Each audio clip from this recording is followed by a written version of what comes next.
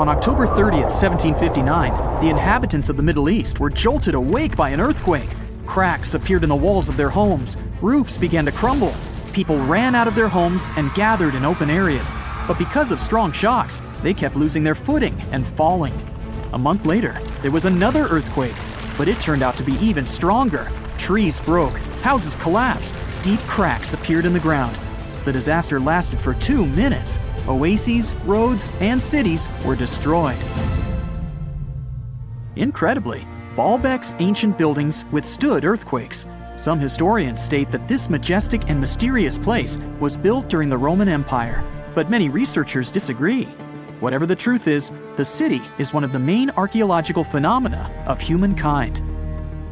The most amazing building of Baalbek is the Temple of Jupiter. The inhabitants of the Roman Empire believed that Jupiter held power over lightning and thunder.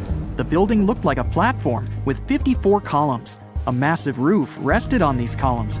Today, you can only see 6 70-foot-high columns. Each of them consists of 3 sections and resembles a pencil. The cores of these pencils were made of lead. This made the columns exceptionally strong.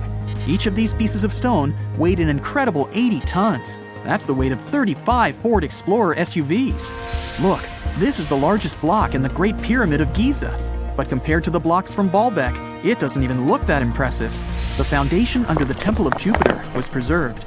That's how specialists figured out it consisted of about 25 monolithic stones, weighing 450 tons each.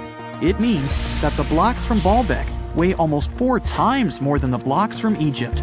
There are 3 more enormous limestone blocks in the foundation. They weigh 800 tons each. This is more than twice the weight of a Boeing 747 plane. Ancient builders must have had a hard time carving such giants from a piece of stone. And after that, they also had to pull them to the construction site and lift them to a significant height. Repeating these logistics would probably turn out to be a nightmare for present-day builders. To do this amount of work, they would need modern equipment. But Baalbek's constructors didn't have trucks, cranes with circular saws, or electricity.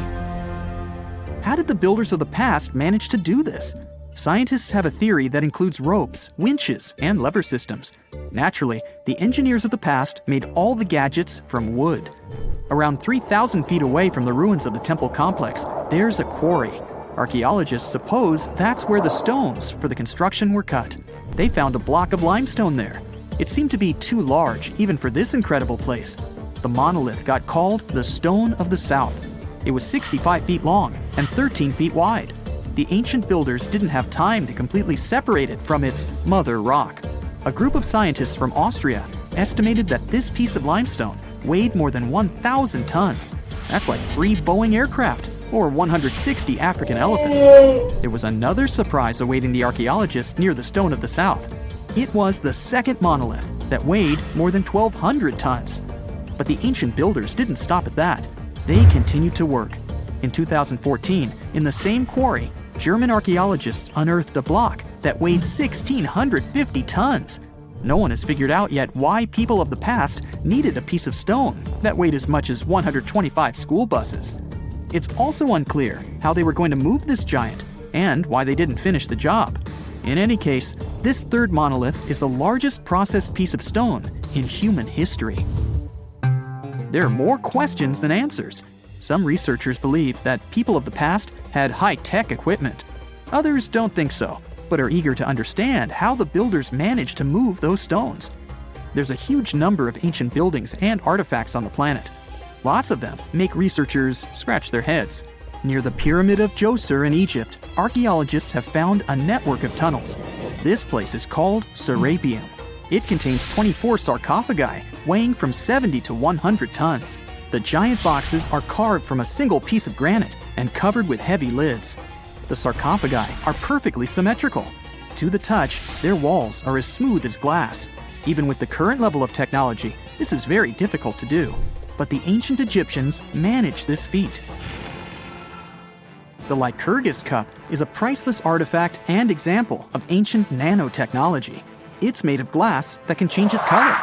If you put a source of light in front of the cup, it turns green. If the light is behind the goblet, it becomes deep red. In this case, the figure of Greek king Lycurgus turns pale purple. Scientists understood how this color change worked only at the end of the 20th century. Through microscopes, they saw nanoparticles of silver, gold, and copper. They had been added to the glass matrix. Thanks to this, you can observe a color change called dichroism.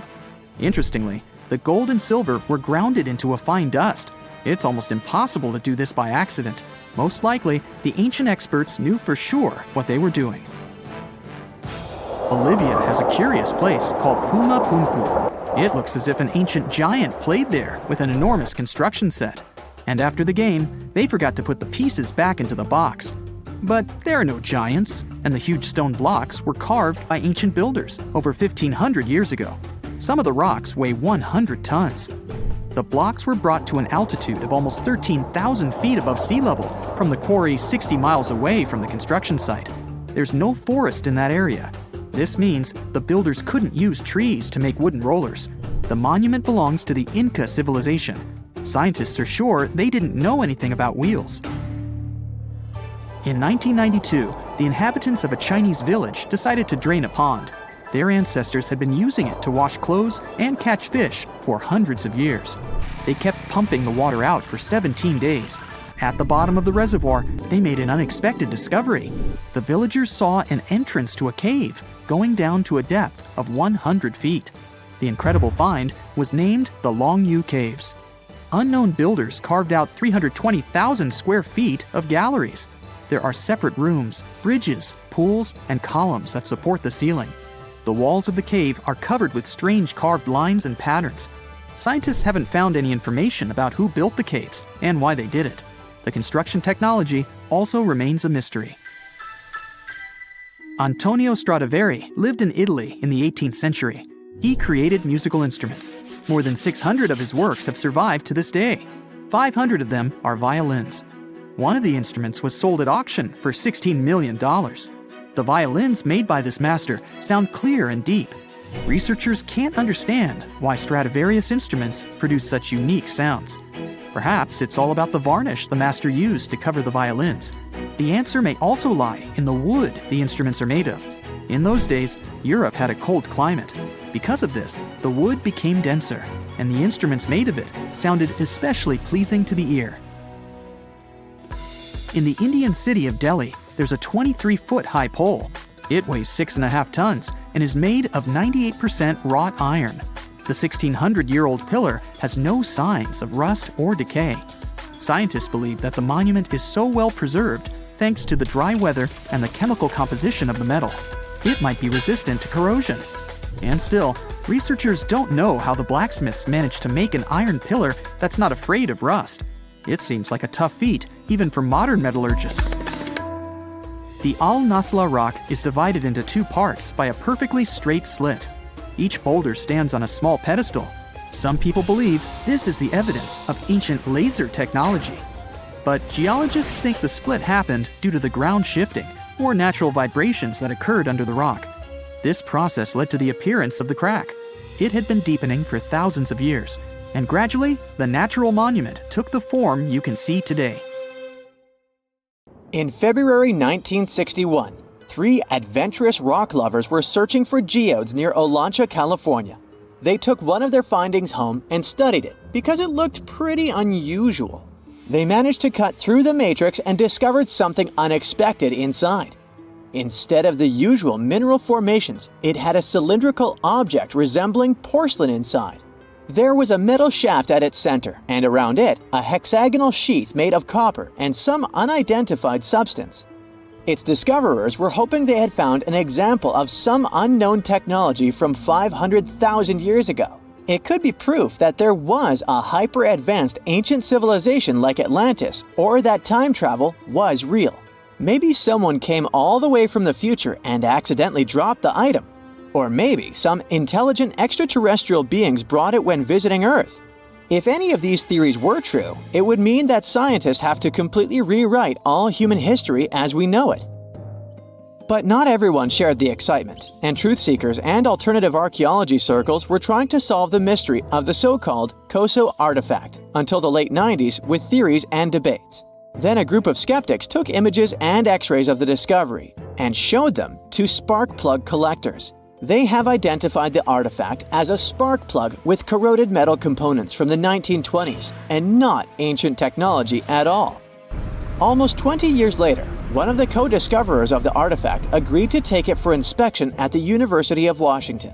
They officially confirmed it was a 1920s-era champion spark plug. And the stone matrix containing the artifact wasn't a geode, but a concretion. Those can form because of natural processes over decades or years, but not millennia. The Koso artifact is a good example of an out-of-place artifact, which is a thing in pseudo-archaeology. It's something found in a place or time where it shouldn't logically be. These artifacts seem too advanced for the time period they're found in. They could also mean human activity existed when humans weren't supposed to be around. The Baghdad Battery is another example of such an artifact. It was found in the 1930s by a German archaeologist and consists of a clay jar, a copper cylinder, and an iron rod going through the jar's stopper.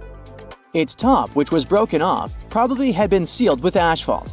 Its discoverer noticed that it had two different metals and possibly an electrolyte, which are key components of a battery. There are no ancient writings to support this theory, but when scientists ran tests and filled it with an ionic solution like vinegar or wine, it showed that it could conduct electricity. If it really was a battery from 2,000 years ago, it might have been used in ancient medical practices, or even embedded in statues to make it look like they were buzzing to impress people. Kionich, who found it, believed it was used for electroplating, a process for coating metals. Even if it was used as a battery, the Baghdad artifact could only produce a small amount of energy, around 1 volt of electricity. So, some people believe it was used as a storage container for sacred scrolls. Back in the 1930s, a couple stumbled upon something strange while walking along Red Creek in London, Texas. It was a piece of wood sticking out of what looked like an ancient rock formation. Around a decade later, their son, who was really curious to find out its secret, decided to crack open the rock and found a surprisingly modern hammer inside. This discovery caught the attention of Carl Bau, a young Earth creationist who claimed the rock surrounding the hammer dated back to the Cretaceous period. He saw it as evidence against evolutionary theory. After some investigation, scientists proved that the rock was not as ancient as it seemed. Geological processes have just encased the modern hammer over time, so it wasn't evidence of humans coexisting with dinosaurs like the Flintstones, as some hoped. It was just a case of a miner dropping his hammer centuries ago and nature doing its thing. A Chinese archaeologist supposedly stumbled upon some caves that seemed to serve as a burial ground for small beings with big, oval heads. Alongside these remains, there was rock art depicting figures with round helmets, the sun, the moon, the earth, and stars connected by groups of pea-sized dots. They also found over 700 mysterious stone discs etched with spiral grooves. Things got even weirder when these discs were sent to a Chinese professor who claimed the grooves were actually written characters. According to his translation, the discs told the tale of Dropa visitors from another planet who had crashed their spaceship on Earth about 12,000 years ago and had tried to live among us until they were hunted down by locals. But there's no concrete evidence that any of this actually happened. The story was first published back in the 1960s in a couple of articles, but it all seemed a bit fishy. None of the people involved, the archaeologist, the professor, or even the university they supposedly worked at, seemed to have left any trace in the records. And while there is a group in Tibet called the Dropka, they're fully human, not extraterrestrial visitors, and there's no solid proof that the Dropa stones exist at all. In a remote part of China, there are some bizarre pipe-like formations known as the Beigan pipes. A local explorer found them back in 1996, protruding from Mount Beigan and along the shores of Tosan Lake nearby. Some people thought they were the work of ancient guests from other planets. When samples of the pipe material were tested, they contained mostly common minerals, but there was a mysterious 8% of unknown stuff. Special testing revealed that these pipes had been there before humans. Chinese geologists later visited the site and suggested that these pipes were formed naturally over time. It could be sediment piling up in the fissures in the earth, or even fossilized tree roots from the area's lush past, but it's not certain. There's a mysterious terracotta head in Mexico with a hard-to-pronounce name, discovered back in the 1930s during a burial excavation. This head looked a lot like fancy Roman statues, so it wasn't clear what it was doing in Mexico. For some reason, the discoverer kept it secret for several decades. The head was found in a pyramid with 3 floors about 40 miles from Mexico City, alongside gold, copper, and pottery. Some argue that if this head really is many centuries old, it could mean the Romans or some other civilization had made it to Mesoamerica before Columbus did. There are also drift voyage theories mentioning a shipwreck after which some artifacts and survivors made it ashore. Some suggest that this figurine head was a little souvenir brought over by the Vikings. But there's no solid archaeological proof of the Vikings meeting the folks in Mesoamerica. There are some artifacts floating around, but none of them have been stamped as undeniable evidence of pre-Columbian contact, so the mystery of how this head ended up where it did remains unsolved. While digging a trench along a river in Romania, workers found a wedge, which is now famous as the aluminum wedge of Ajud, or the object of Ajud. Right next to it, there were some mastodon bones. Those distant relatives of elephants lived 11,000 years ago, so the wedge is probably of the same age. The cool part is that it's made of aluminum, a metal not even discovered until the 1800s. This material requires serious heat to produce. The wedge is also covered in a thick layer of oxide that's been sitting there for hundreds of years. Some folks believe this wedge must have crash-landed here on a spacecraft from some other planet. Some scientists think it's all a hoax, and others suppose it might be a human-made object with an unknown purpose. Now, have you ever seen cricket balls that are 3 billion years old? Klerksdorp spheres were found in deposits of the mineral pyrophyllite in South Africa and rock the science world. They do look like tiny ancient cricket balls with seams-like lines around the middle. Back in the 1980s, some folks claimed these spheres had been made by an advanced pre-flood civilization we know nothing about. One museum curator shared stories about how they rotated on their own in a display case.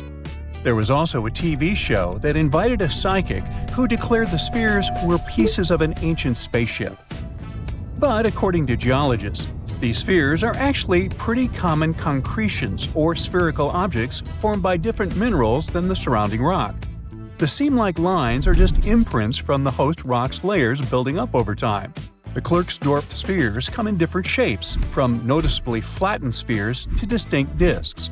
As for that episode when one of these spheres spun on its own, the curator of the Klerksdorp Museum cleared that up too.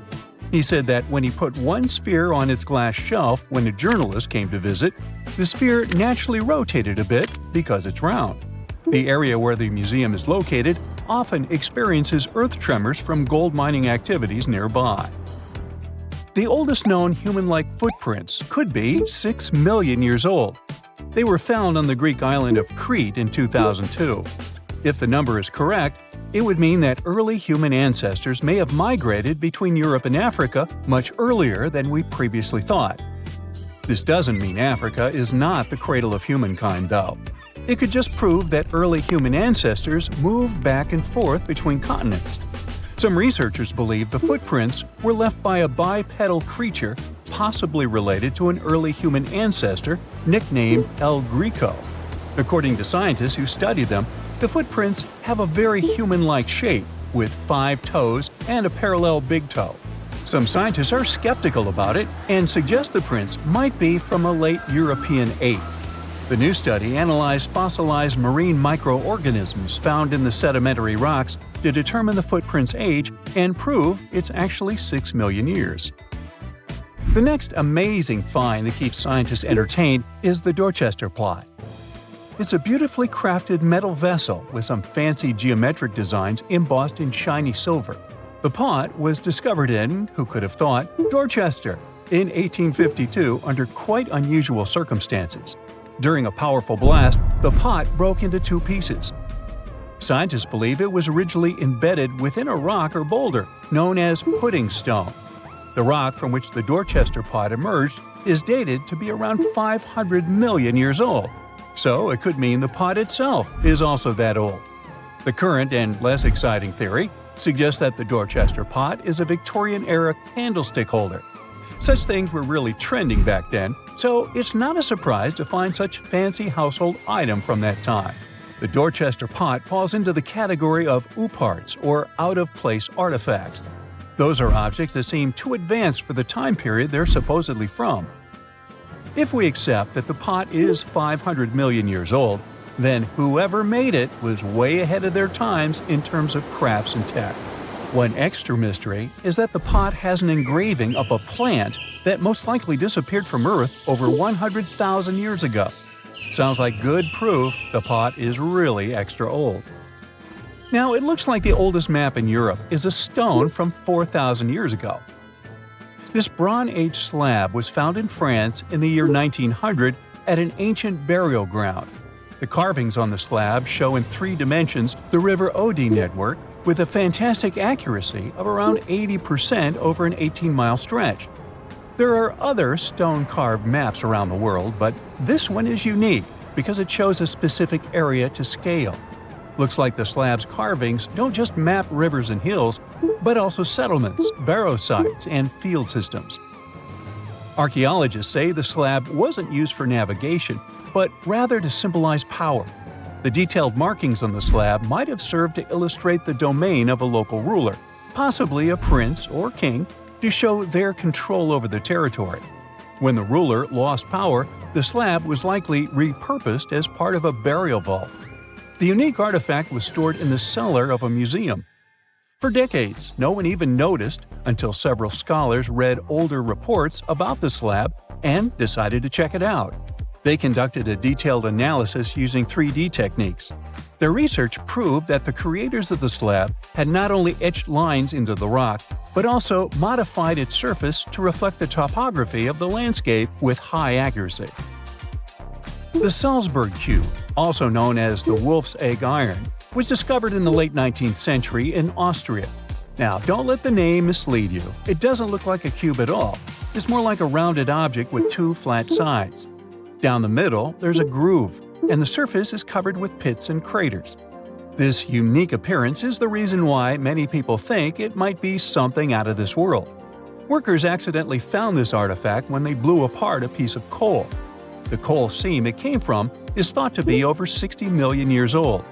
The Salzburg cube moved between museums, mysteriously vanished in the early 20th century, and then showed up again. A professor from Bonn University suggested it might be from a meteor, but they found no evidence of elements that you'd normally see in meteorites, like cobalt or nickel. Then researchers thought it must be a human-made object, possibly a Victorian-era candlestick holder. No one knows the true story of the cube or its current location. Yep, it disappeared again. Have you heard about the Meister print? It's a fossilized sandal print discovered in 1968, and it has sparked a lot of intrigue. There's a trilobite inside the print, which supposedly went extinct around 500 million years before humans even existed. But many historians think this age is an exaggeration. When Meister found the fossil, it was authenticated. But the scientist who did it didn't confirm it was a human sandal print. He only agreed there was a trilobite there. When another scientist visited the site, he found a 6-inch impression he believed was from a child's moccasin. But the footwear seemed to be new. So, could it be evidence of time travel? Proof that humans existed millions of years earlier than we thought? Or a sign that someone else visited early Earth? Or is it just a rock formation that looks like a sandal print? We still don't have the answers. Back in June 1936, a couple was walking along Red Creek in London, Texas. London, Texas?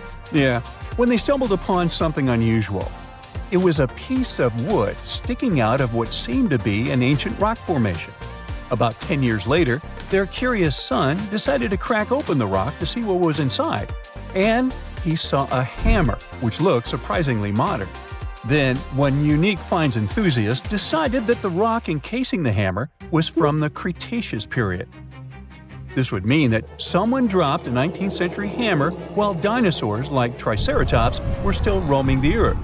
So, if this hammer was truly from the Cretaceous period, then the whole evolutionary theory would be wrong. And if the hammer was modern, It would mean the Cretaceous rock formation it came from was much younger than we thought. But the real answer was much simpler. The hammer was indeed modern, and geological processes had encased it in rock.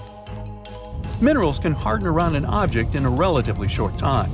So the hammer was probably dropped by a miner a century or so ago, and the rock formed around it afterwards. And no, it wasn't a Victorian-era candlestick holder either. The ancient Indian texts mention beautifully decorated chariots or entire palaces called vimanas that could take off and, in a matter of seconds, fly away as far as space.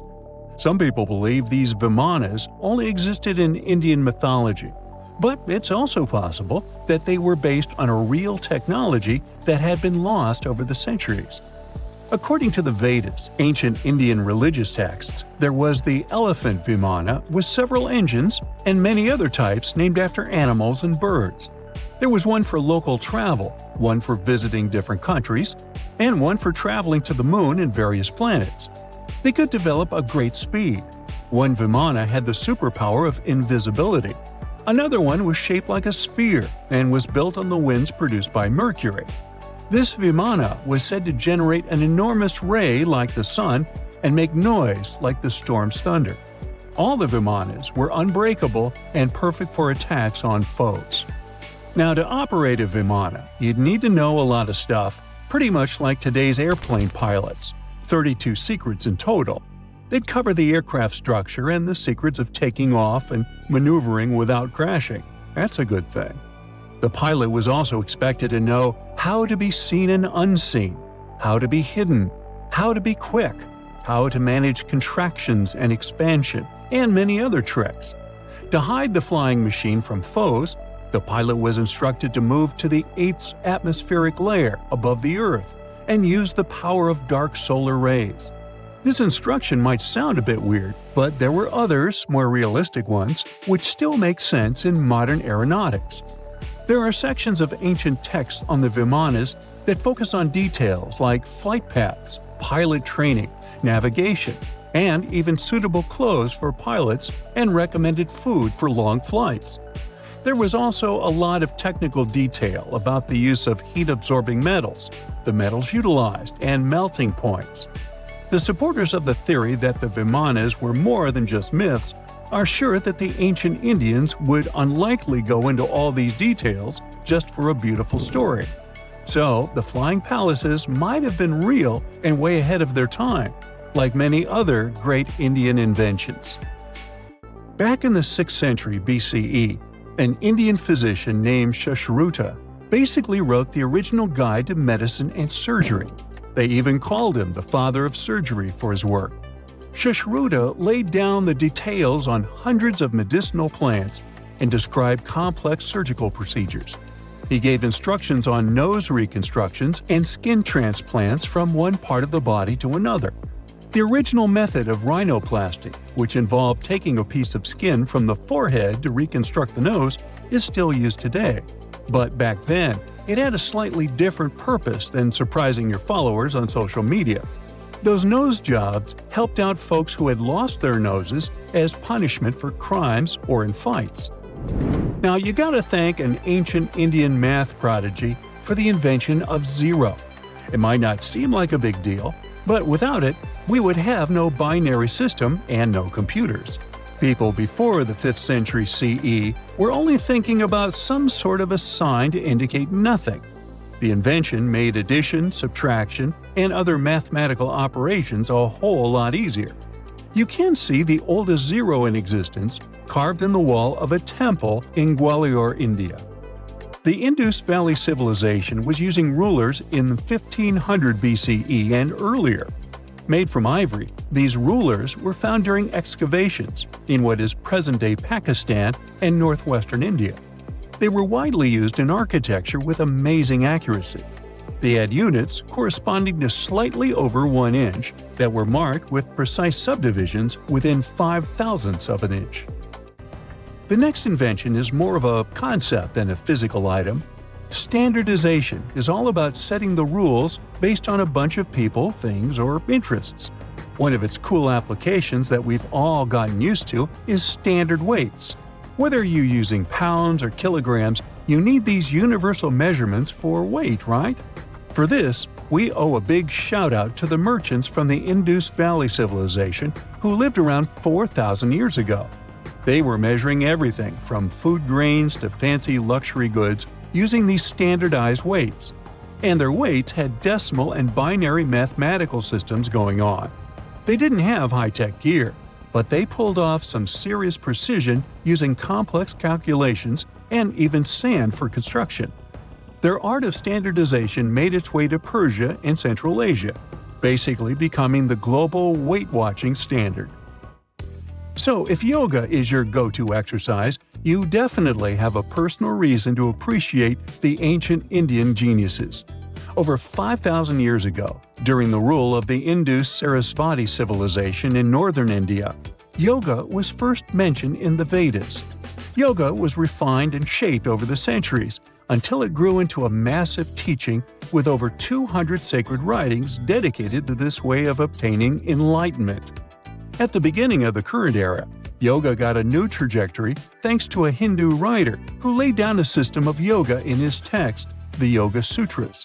It became a whole-body rejuvenation, a life-extending practice with poses that you are still doing on the mat today. Yoga has reached the Western world only in the 19th century, and it caught on like wildfire. Chess, the all-time top game for intellectuals, is also an Indian invention. Its ancestor was called Chaturanga, and it was a strategic board game that started gaining popularity around 3,000 years before the current era. This early Indian version of chess was played by 4 people, not 2, and had 64 squares. Each player had 8 pieces, ranging from pawns to kings, bishops to knights, and there was no standard 6-faced dice. They rolled with an oblong one. Players facing off were actually allies, forming 2 teams based on the direction they sat. Chess, that we know and love today, was first mentioned in ancient Indian literature in a legend. It said that the wife of a villain called Ravana had invented the game to amuse him. Now, the word shampoo comes from the Hindi word, which means to soothe or knead. The substance was invented in India in 1762 and was originally used for head massages, hence the name. The first shampoo was made of natural oils and herbs. British traders fell in love with the idea and brought it back with them to England. It took years for the original head massage oil to evolve into shampoo as we know it today, but it's still an Indian invention. Unlike the ancient Greeks, who wore animal skins, the Indians started cultivating cotton back in the 5th and 4th centuries before the current era. They used cotton threads to produce fabrics that soon became a huge hit in the Mediterranean and beyond. Jute and wool also have their origins in India. Cashmere, the finest and most exclusive type of wool, actually comes from the Kashmir region of India. Buttons that sit proudly on that cashmere cardigan of yours also have ancient Indian origins. Some 5,000 years ago, the Indus Valley Civilization started cutting seashells into geometric shapes with tiny holes in them. First, they were just decorations, but then people started using them to fasten clothes. Now, when you think about radio communication pioneers, Marconi's name usually steals the spotlight. He got a Nobel Prize in Physics in 1909 for his groundbreaking radio work. But there's an unsung hero in the radio waves game, and his name is Sir Jagdish Chandra Bose. He spilled the beans on radio communication way back in 1895. He shot an electromagnetic wave across 75 feet at the town hall in Calcutta, and it went through walls, rang a bell, and even set off some gunpowder. Marconi took a page from Bose's book, using his invention, the Mercury Coherer, as a blueprint for his own two-way radio. Bose didn't patent his genius creation, so he only got his credit a century later. You know how it goes. As the years pass, common knowledge slips away faster than you can say, "What's that thingamajig for?" Just think, our grandkids will probably be scratching their heads over the buttons on our old-school phones. So it's no wonder that some ancient artifacts have got us all stumped too. Take a look at this funky object. Any guesses on what it is? A musical instrument, a toy, or maybe something out of this world? Beats me, and even the experts have no exact answer. This little guy is a Roman dodecahedron, discovered by some amateur archaeologists near Lincoln, England. It's shaped like a fist and made of a mix of metals. Now, as for what this thingy was used for, that's the million-dollar question. Supposedly, these guys were all the rage back in the day in northern Gaul and Roman Germany.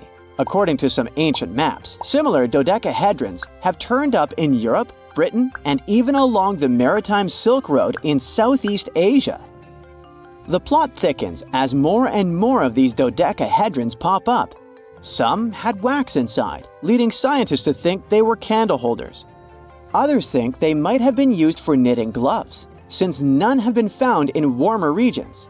There's even one found in Geneva with zodiac signs etched on it, sparking some woo-woo theories about fortune-telling.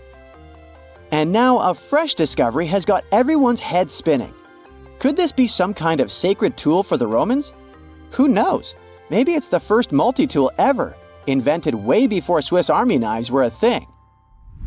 Carved stone balls from Scotland are another historical mystery. They most likely date back to the late Neolithic period and come in various types, from sandstone to granite. They're all roughly the same size and have intricate, evenly spaced patterns of circular bosses or knobs. Most of these designs have 6 bosses, but the number can range from 3 to 160. Some of these balls are more skillfully crafted than others, and a few even have extra decorations. There are over 400 carved stone balls and mostly found in Scotland, although some have turned up in northern England and Ireland. These stone balls rarely show signs of damage or use, and there are no clues that would give away their function. Most experts think they weren't practical tools, but had some symbolic or social importance, probably a sign of power or prestige within their communities. The Folkton drums are the 3 stone cylinders from Neolithic Britain, discovered in the late 19th century in a burial mound in East Yorkshire. Nothing similar has been found anywhere else in the British Isles from any prehistoric period. Each drum is decorated with unique designs covering the sides and domed tops. The decorations are mostly geometric, arranged in panels with stylized human faces peeking out from 2 of the drums. Recent studies of the artifacts using new technologies show that the designs had been carved and recarved over time. A team of experts also analyzed the composition of the drums, and it turns out that they were made from local chalk. In the late Bronze Age in Europe, long before coins became common, finely crafted metal objects served as portable wealth and symbols of high status. Across Europe, archaeologists have found all sorts of artifacts, from gold adornments worn by elites to large bronze cauldrons used in feasts. Beautifully decorated gold rings discovered in Wales are among these items. They're known as lock rings and may have been used to hold hair. Now they're flattened after spending nearly 3,000 years underground. They used to have cone-shaped openings at each end.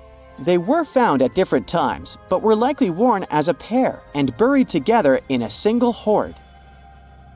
Other Roman artifacts made of the copper alloy were first catalogued as lunate pendants. But during a recent re-examination, experts found that these items were actually small mortar and pestle sets, known as cosmetic grinders. They were used to grind minerals for makeup and were specifically designed for applying liner and shadows to the eyes. They were mistaken for pendants because of suspension loops that allowed them to be carried on a cord. These cosmetic sets from the 1st century of the current era were unique to Britain. They prove the influence of imported cosmetics and beauty trends from the Mediterranean and Roman provinces, including Egypt. The Salzburg Cube, also known as the Wolf's Egg Iron, was discovered in the late 19th century in Austria. It doesn't really look like a cube, but is more like a rounded object with 2 flat sides.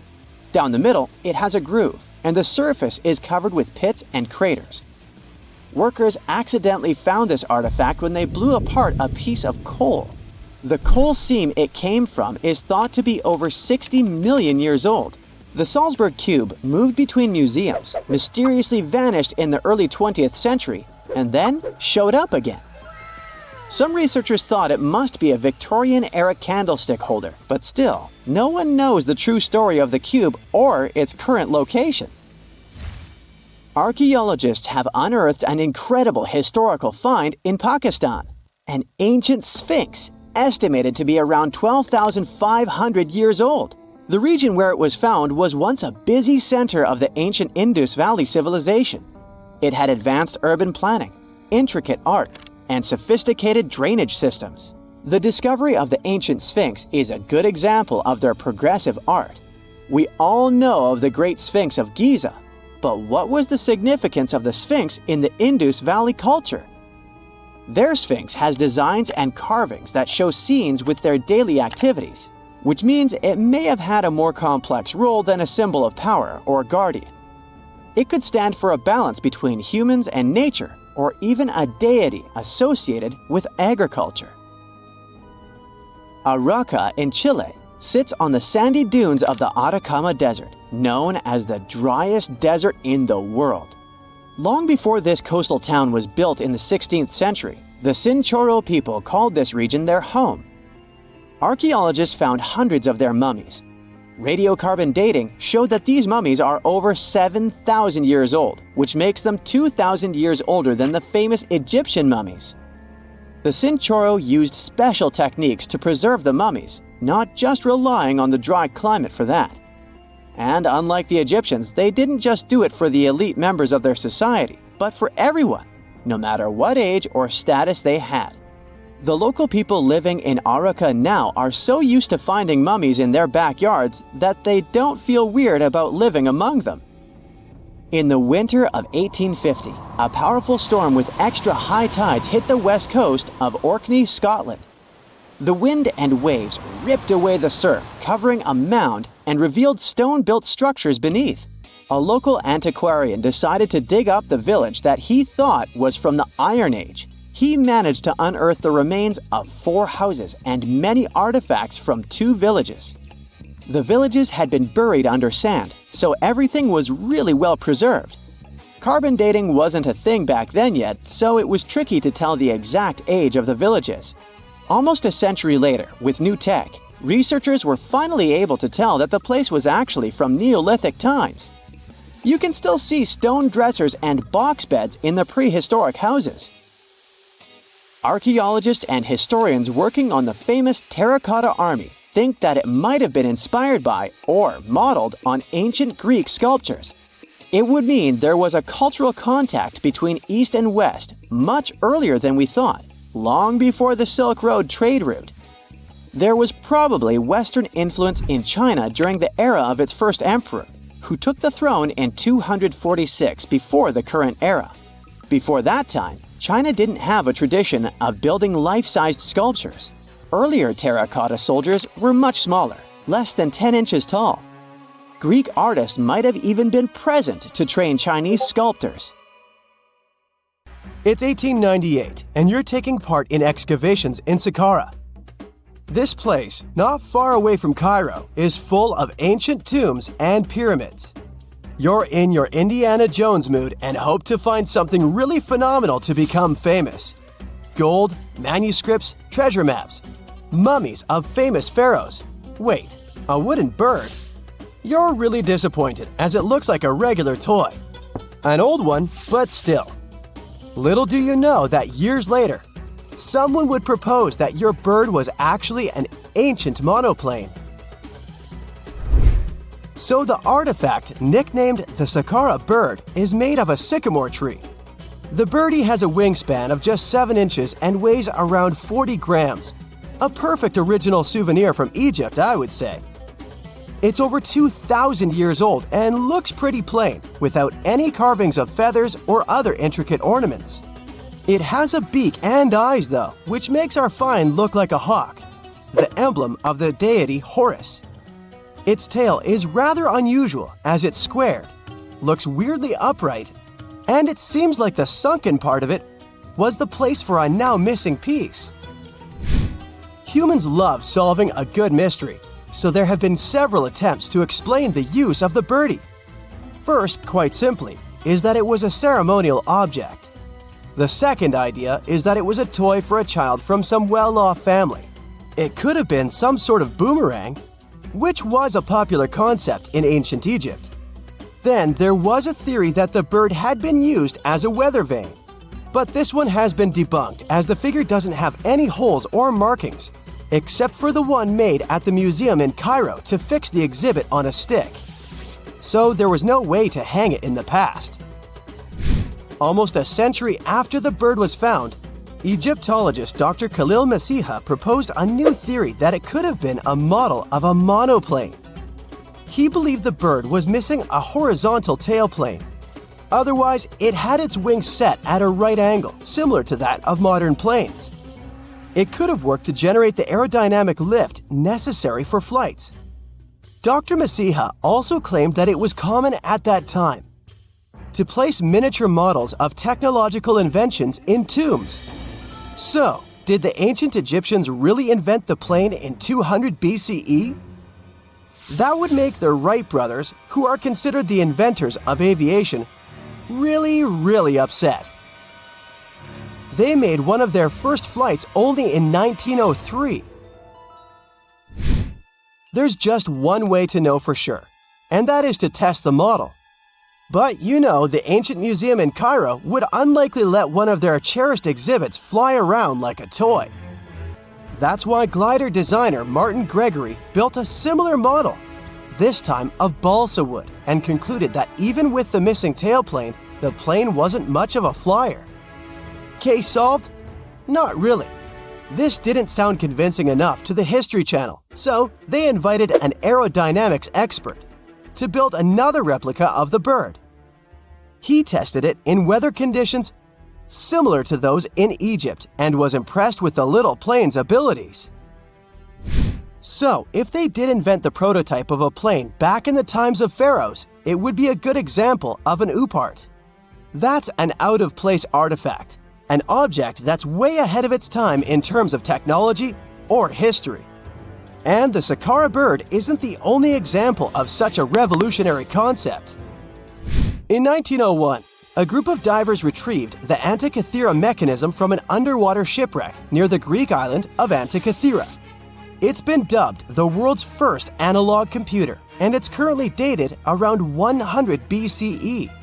The bronze mechanism could tell the position of the sun, moon, planets, and stars, as well as the lunar phase, the dates of upcoming solar eclipses, and even the speed at which the moon moves through the sky. No one's sure who used it and how or where it was made. But it's obvious that it's extremely precise and way too advanced for its time. The first flushing toilets in the world were invented in the middle of the 20th century. Just kidding. The ancient Minoans on the Mediterranean island of Crete and the Indus Valley civilization both came up with this brilliant invention at the same time, around 4,000 years ago. The plumbing and sanitation were so well done that no one managed to design anything better until 2,000 years later. One ancient Minoan lavatory was discovered at the Palace of Knossos. It looks like it had a wooden seat set over a tunnel that directed water from a rooftop reservoir to an underground sewer. Other varieties got water from jugs. Only the super rich people could afford all this glory. So if you wanted to shop for real estate back then, the flushing toilet would be a telltale sign you were in the rich neighborhood. Automated doors became a cool, seemingly new invention back in 1931. But the technology behind them is actually much older. Think the 1st century CE old. Mathematician and engineer Heron of Alexandria came up with a hydraulic system to open and close temple doors. To bring it into action, you need to light a fire to produce heat. There was a brass pot under the fire, half filled with water. The inventor connected the brass pot to containers that acted as weights. When the fire was burning, the water moved into the containers. They went down and pulled the ropes. It was nothing like a supermarket door that opens in front of you before you even have time to think. Heron's door took hours to open, and there was no way to stop the process. That's why they only opened the doors once a day before people entered the temple, to add some mysticism at the temple during ceremonies. Spooky. Looks like the first ever battery was invented in Baghdad around 2,000 years ago. A German archaeologist found this oval-shaped clay jar in 1938. Scientists are still not sure what purpose it served and who exactly invented it. There is a theory that it was used for electroplating objects with precious metals. When they filled it with a weak acid like vinegar, the battery produced around 1 volt of electricity. Another theory says it was a vessel for sacred scrolls. Would you like to buy contact lenses designed by Leonardo da Vinci himself? In 1508, he invented a glass lens with a funnel on one side. You were supposed to wear it with water inside to improve your vision. Sounds a bit uncomfortable, doesn't it? So, around a century later, French scientist René Descartes decided to improve the idea and make the cornea contact the future lenses. Contacts because they contact your eyes, get it? The glass tube with liquid did help improve vision, but blinking was sadly impossible. 2.5 centuries later, new technologies in the glass industry let scientists design contacts that would fit in the eye and even let the wearer blink. Thanks, guys! Still, those lenses were made of heavy blown glass and didn't let the eye breathe. About 50 years later, contacts became plastic, lightweight, unbreakable, and scratch-resistant, but still covering the entire eye. And then, in 1948, an English optical technician accidentally sanded down a plastic lens and figured out they'd still be in place even if they covered only the cornea. Imagine you're living in 19th century London and need to send a message to New York. It would have taken about 10 days to get there by ship. So when delivery time went from days to hours in 1858, it was a true sensation. The first message was sent by Queen Victoria herself. It was all made possible thanks to the transatlantic telegraph cable, running under the ocean. Sadly, the new cool invention only lasted a few weeks. It took years to bring it back to life. When you think of super pricey colors, gold, silver, and purple probably come to mind. But back in Pompeii, blue was the real showstopper. Known as Egyptian blue and later renamed Pompeian blue, this color was total luxury, glamorously coating walls in ancient Egypt as far back as 2500 BCE. And in Pompeii, the demand was so high that blue could cost more than even the ridiculously expensive purple. Finding a blue artifact from Pompeii is not easy, let alone a whole room. But in May 2024, archaeologists finally uncovered a completely blue room filled with murals, featuring female figures and symbols of the 4 seasons. Oh wow, this is the blue room? This gem was actually discovered ages ago during the Bourbon era, but it took until recently to finish a full excavation.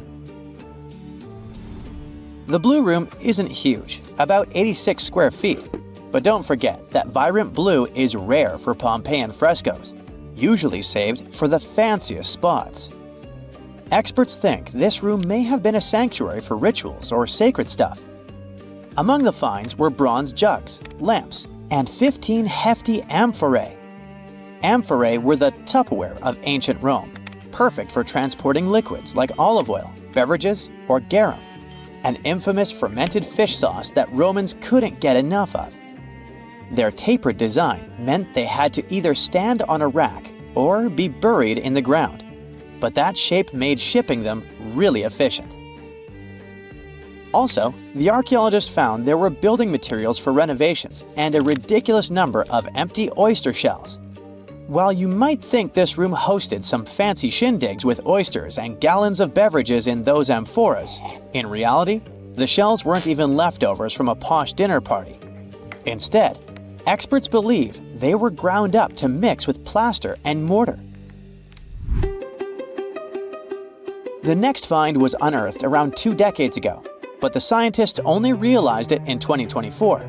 They had dug up the oldest cheese ever, clocking in at a whopping 3,600 years.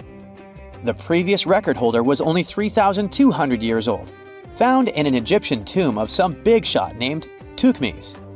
When they discovered that younger cheese, they found broken jars with this solid, whitish mass inside. It took some serious sleuthing to confirm it was cheese and not some ancient science experiment gone wrong.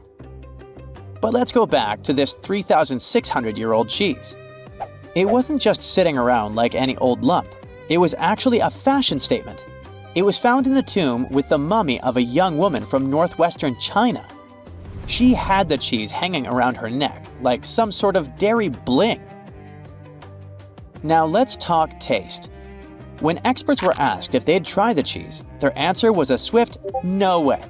So basically, nobody's diving in to find out if it's pungent or not. But thanks to some fancy tech, they can analyze flavors. But even if they had dared to try, I bet it's nothing to write home about since it's as hard as rock now. Scientists figured out this cheese was likely kefir cheese, made from fermenting milk with kefir grains and had both goat and cow milk in it.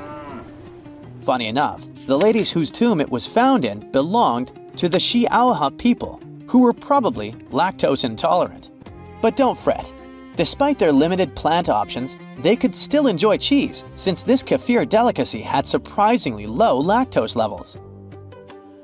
Remember when everything felt brighter? The grass greener, people friendlier, and trees looking regal?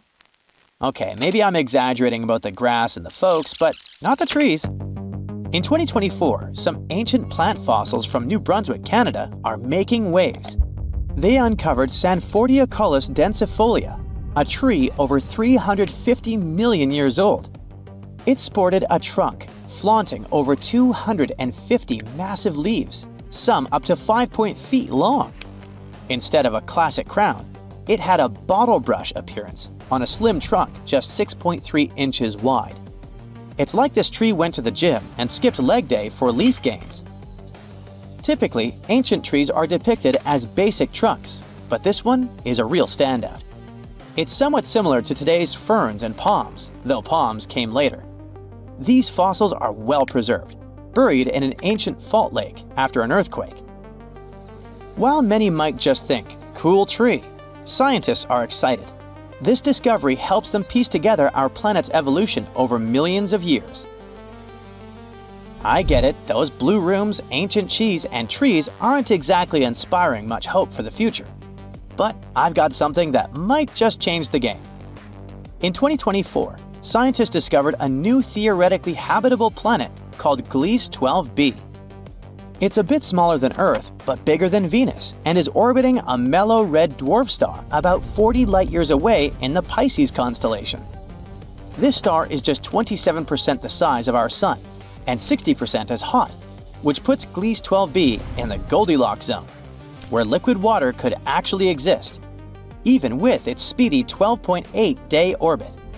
If it's got no atmosphere, the surface temperature is about 107 degrees Fahrenheit, so if you're used to Arizona summers, you'll be just fine. The only problem is that Gliese 12b is 12 parsecs away, and sec here doesn't mean a quick second.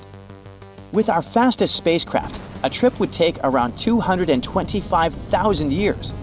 To put it in perspective, if we imagine a regular human lifespan of 100 years, which is already slightly exaggerated, it will take about 2,250 generations to get there. Still, it's nice to know we have Gliese 12b on deck in case things go south here on Earth. And even if we never actually get there, studying it with the James Webb Space Telescope might help unravel the mystery of why Earth stayed livable while Venus didn't. Archaeologists in Egypt have made an exciting discovery. They found the upper half of a huge statue of Ramses II. This 12.5-foot limestone piece was uncovered in Hermopolis, now Ashmunain, and it lines up perfectly with the lower part found in 1930. It took almost 100 years to finish the puzzle. The statue shows Ramses seated, wearing a crown and a headdress with a cobra, symbolizing his rule over both Upper and Lower Egypt. The back of the statue is covered in hieroglyphs, listing the king's numerous titles, highlighting his status as one of ancient Egypt's most powerful pharaohs. Combining the upper and lower pieces would create a statue nearly 23 feet tall. You probably know the Statue of Liberty was a French gift, but did you know that the famous Venetian lions were actually made in China and not Italy? Back in 1295, Marco Polo returned to Venice from a place called Cathay, we now know it as China, and shared some wild stories about everything from paper money to coal and even Kublai Khan's swanky palace in Xanadu. While some people back then rolled their eyes at his tales, modern scholars are still raising their eyebrows a bit. Despite the skepticism, Polo is a key figure connecting Europe to ancient China. Now, some recent research suggests Venice and China were already well connected before Polo's trip. A prime example? The Bronze Lion of Venice in St. Mark's Square. Researchers from the University of Padua believe that it actually came from Chinese copper around the lower Yangtze River more than 3,000 years ago, all due to a chemical analysis they ran in 2024. The winged lion became Venice's symbol between 1261 and 1264, probably even before Polo's adventures. Experts point out its resemblance to the Tang Dynasty tomb guardians, which hint it might have had a makeover on its way to Venice. 2024 is not only the year of scientific discoveries, but also the treasure hunt year. A 2-foot-tall bronze statue of the Greek deity Diana, once a fixture on the Titanic's fireplace mantle, was discovered during a recent underwater expedition. Discovering this statue was like finding a needle in a haystack, except the haystack is 2.5 miles deep in the ocean. It's just one of the many art pieces maritime archaeologists have been looking for among the Titanic's wreckage. It was more than just a luxury liner. It was filled with art treasures, from a 1912 Renault to this stunning statue inspired by a piece at the Louvre. If there's a question that still baffles archaeologists to this day, it's this one. How did the ancient Egyptians build those magnificent pyramids? As far as we know today, their resources were quite limited, especially in terms of tools and building materials. We still don't have a fully satisfying answer, but hey, we've got some pretty amazing theories worth considering. The leading contender among these theories involves the clever Egyptians employing a sneaky strategy. Now picture this. They constructed a slanted and curving mound made of bricks, earth, and sand encircling the pyramid to be. As the pyramid grew taller and taller, they simply increased the height and length of this wacky structure. It's like they were playing an ancient game of Jenga. Now, how did they get those massive stone blocks up there?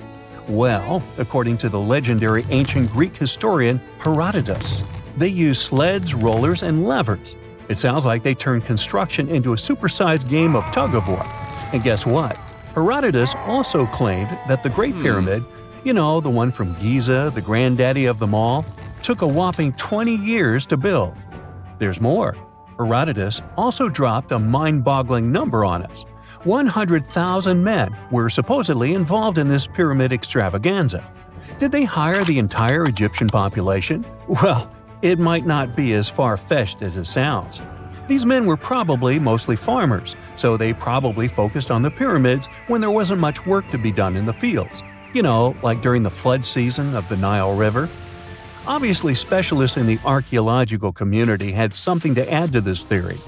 By the late 20th century, they discovered some evidence that suggests the workforce might have been smaller and more permanent than previously thought.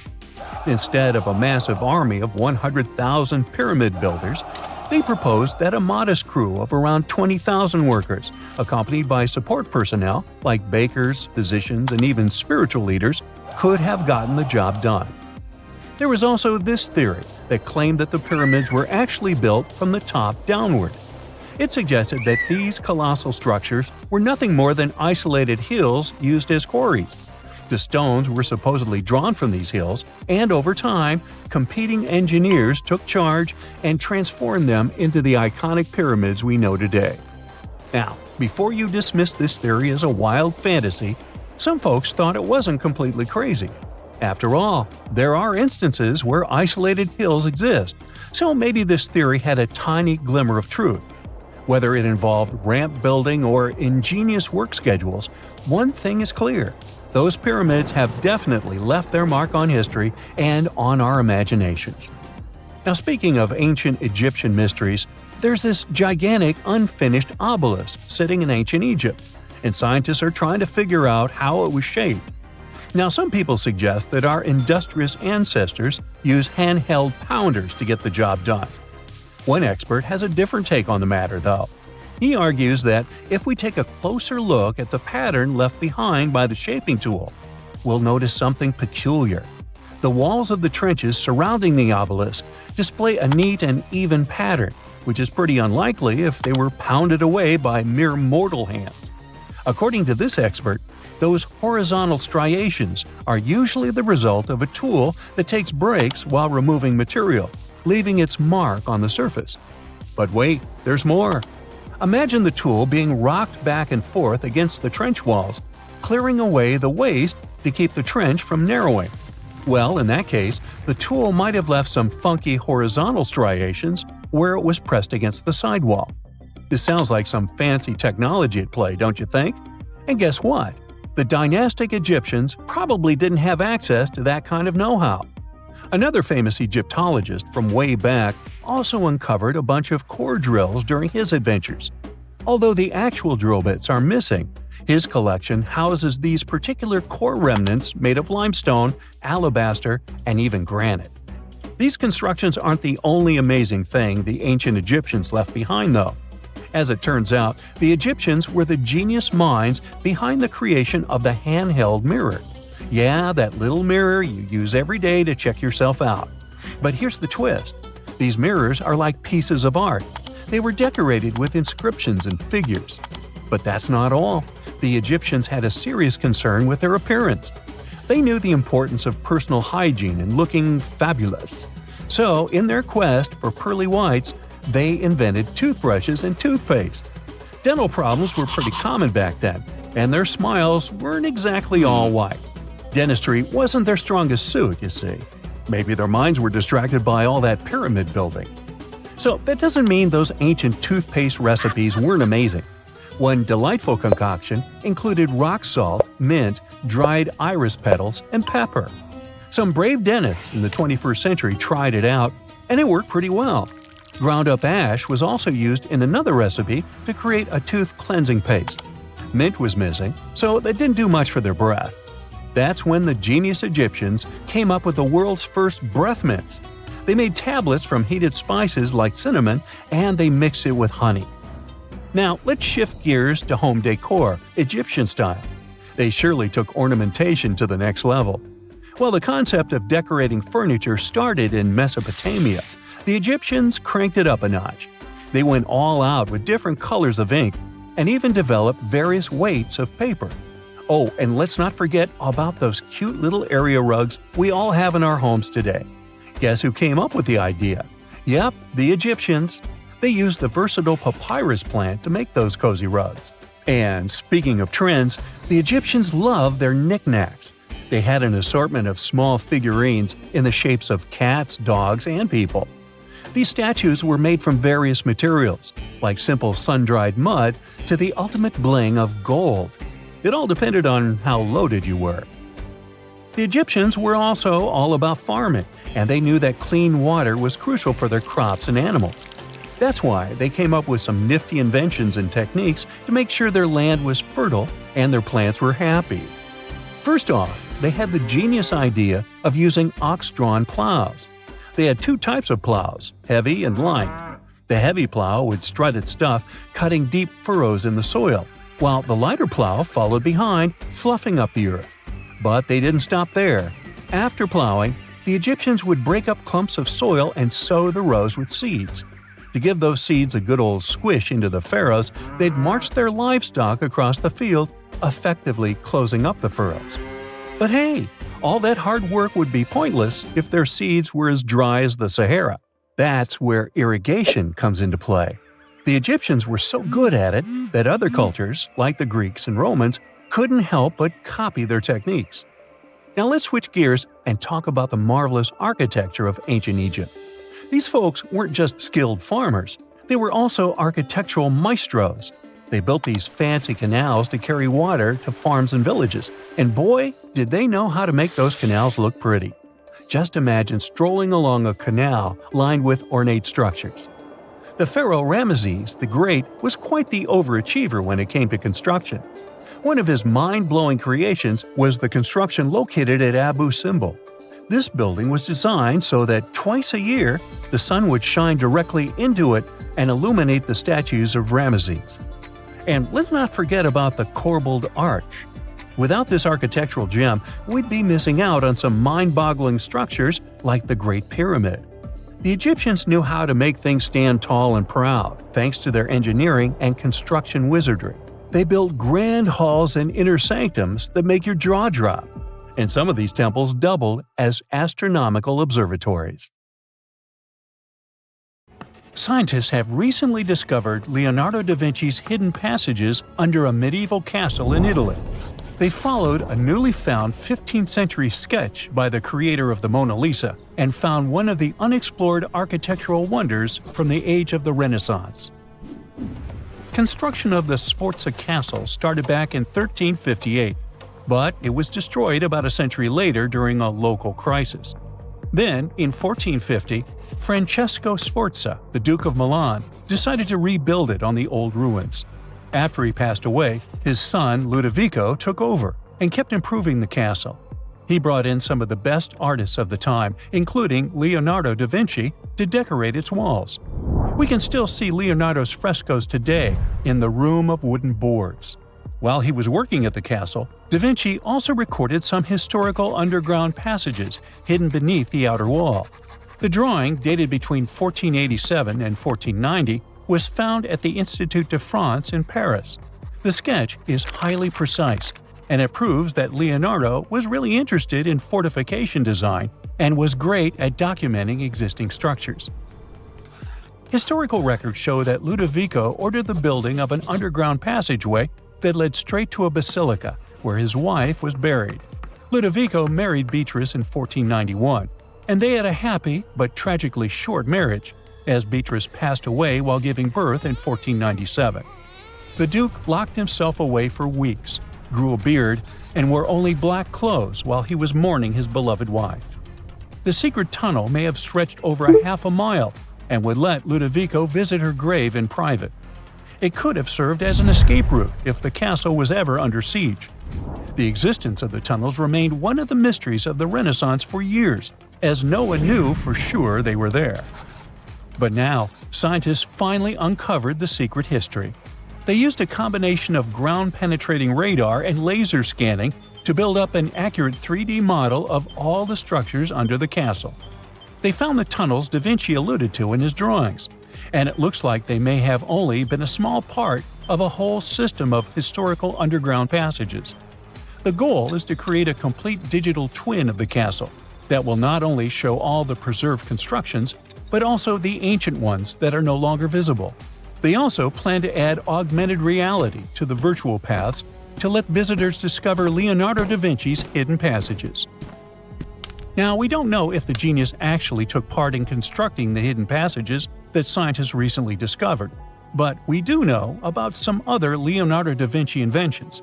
He created the first satellite-like map in 1502, long before photography or satellites were even a concept.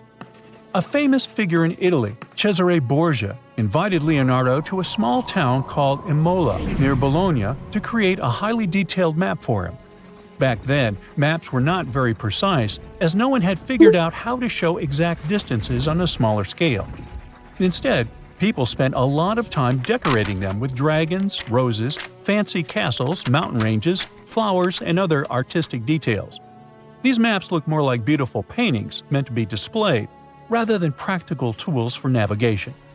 But Cesare Borgia wanted something truly functional, and Leonardo managed to create something revolutionary in the field of cartography.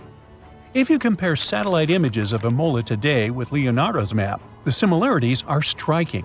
He captured every alley, curve of the streets, roadways, and even the exact sizes of the buildings. And he did it all by hand. using just a pencil, ruler, compass, and several of his own clever inventions.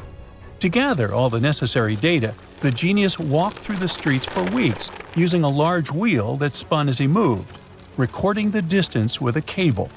Using the magnetic compass, he determined precise directions. He also developed a tool called the boussole, which measured angles inside a circle. With this, he could track the exact turns of each street and the size of the intersections. He figured out the distances between houses and major roads. Then, back at home, he used his notes and calculations to draw the map to scale with incredible precision. In his work, Da Vinci also used a technique developed by Florentine humanist Leon Battista Alberti. He created a mapping method where you could place an entire city inside a circle using polar coordinates. At the center of the city, 8 straight lines met, representing the main directions of a compass. Leonardo used this system to divide the town into 8 sections. He didn't overlook even the smallest buildings, which made his map one of the most advanced of its time. The Italian genius had a big dream to build a machine that could let people fly. He studied how birds, bats, and kites moved through the air and designed a special flying machine. He believed that if he could copy their movements, humans might be able to soar like them. Da Vinci's design looked a lot like a bat, with 2 large pointed wings that stretched over 33 feet wide. He planned to build the frame from lightweight pine wood and cover it with raw silk to make it strong but not too heavy. The person flying it would lie on their stomach on a wooden board in the center. To make the wings flap, the pilot had to pedal a crank with their feet, which was connected to a system of rods and pulleys. There was also a hand crank for extra power and even a headpiece to help steer. As the person moved their hands and feet, the wings would flap and twist, just like a bird's. But there was one big problem. Humans aren't strong enough to make the machine lift off the ground. Even though it might have worked once in the air, there was no way for a person to get it flying on their own. Leonardo probably realized this, but his amazing idea still inspired flying machines that came centuries later. Da Vinci was way ahead of his time with many of his inventions, but his idea for a humanoid robot was especially futuristic. He was working under the patronage of the Sforza family, the one that had those ancient tunnels of Italy built. The genius designed a mechanical knight that could move its arms, turn its neck, and even open and close its mouth. Da Vinci had good knowledge of anatomy and the mechanics of body movements that helped him. His unusual creation used an external system of cables. A hand crank set it in motion, and there was also an internal gear-driven mechanism. About 450 years later, Da Vinci's detailed sketches of the robotic knight were rediscovered in the 1950s. Several researchers tried to recreate the robot from those sketches. In 2002, a roboticist who developed systems for NASA and Lockheed Martin took inspiration from the old notes and built a functioning model of Da Vinci's robotic knight. Another design Leonardo created for Duke Sforza was a special kind of bridge that could be taken apart and carried easily. It was made for defense forces who needed to cross rivers or moats while traveling. This bridge would swing across the water and land on the other side. It had wheels and used a rope and pulley system, so it could be set up quickly and packed away just as fast. To keep it steady, it even had a special weight to help balance it. Leonardo wrote in his notes that the bridge was light yet strong, and he designed several bridges like this for the Duke. One of his other designs was a bridge that could be built very quickly, and the defense forces would move across multiple rivers. As scientists continue to study Leonardo da Vinci's hidden passages, they reveal new chapters in human history. Who knows what other unexplored architectural structures they will find? Welcome to Rapa Nui, better known as Easter Island. It's a tiny speck in the vast Pacific Ocean, 2,200 miles away from the coast of Chile. This island is most famous for its eerie moai statues. This place is also home to one of the most mysterious writing systems in the world, called Ronga Ronga. We found it on 27 small wooden tablets. For years, historians have been arguing about the true history of these tablets, and now we might have found the truth. Humans first set foot on this island in the 12th century. For many years, it was home to the Rapa Nui people. They They were pretty isolated out there in the Pacific Ocean until Europeans arrived in the 1720s. Europeans brought with them lots of troubles, leaving only a small fraction of the native population alive. Later in the 19th century, a missionary, Eugene Iro, went to the island and discovered the wooden tablets with intricate symbols carved on them. He wrote how marvelous they are, but there are hundreds of them on the island, and that they can be found in every household.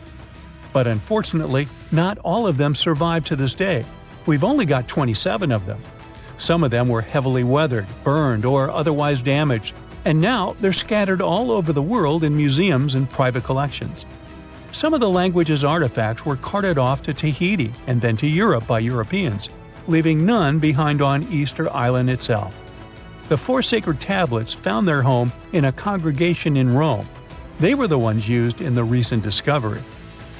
For years, historians have been arguing whether this writing system was made up by the islanders themselves or they borrowed it from Europeans. To find the truth, they decided to use a technique called radiocarbon dating. All organic materials, like wood, charcoal, and so on, contain a tiny amount of a radioactive form of carbon called carbon-14. When life comes to an end, things stop taking in carbon-14, and the amount they had starts to decay over time. By measuring how much carbon-14 is left in a sample, we can assume how old this sample is. This is how we learn the age of many fossils and artifacts. So, they looked at the age of some Ronga-Ronga tablets. 3 of them were crafted from trees grown in the 18th or 19th century, which aligns with the arrival of Europeans.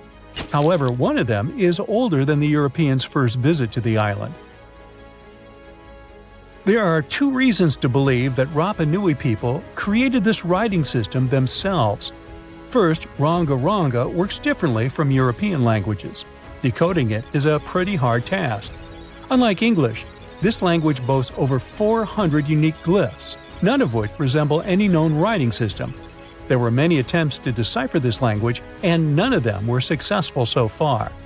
And second, one of the tablets is shown to be from around the 15th century, before the Europeans arrived. The problem is that radiocarbon dating can only tell us when the wood the tablet was made from was cut down, not when the writing was put on it. And since we've only got one tablet to go by, this isn't enough to be completely sure. On the other hand, why and where would they preserve cut wood for over 200 years just to grab it and write something on it one day? But anthropologists and historians say that it's possible. Scarce wood resources might have led the islanders to reuse old driftwood, which could be centuries older than the writing itself. This is known as the old wood problem in archaeology. Plus, the tablet looks very preserved. It was maintained to protect it from wood-damaging insects, humidity, and so on. That's why it survived over the centuries. Whatever is written on it, it was probably important for the Rapa Nui people. Now, all of these are guesses and clues, but scientists are cautiously optimistic. They believe that Ronga-Ronga could be one of the rare instances of independent writing invention, like those of the Sumerians or the Egyptians.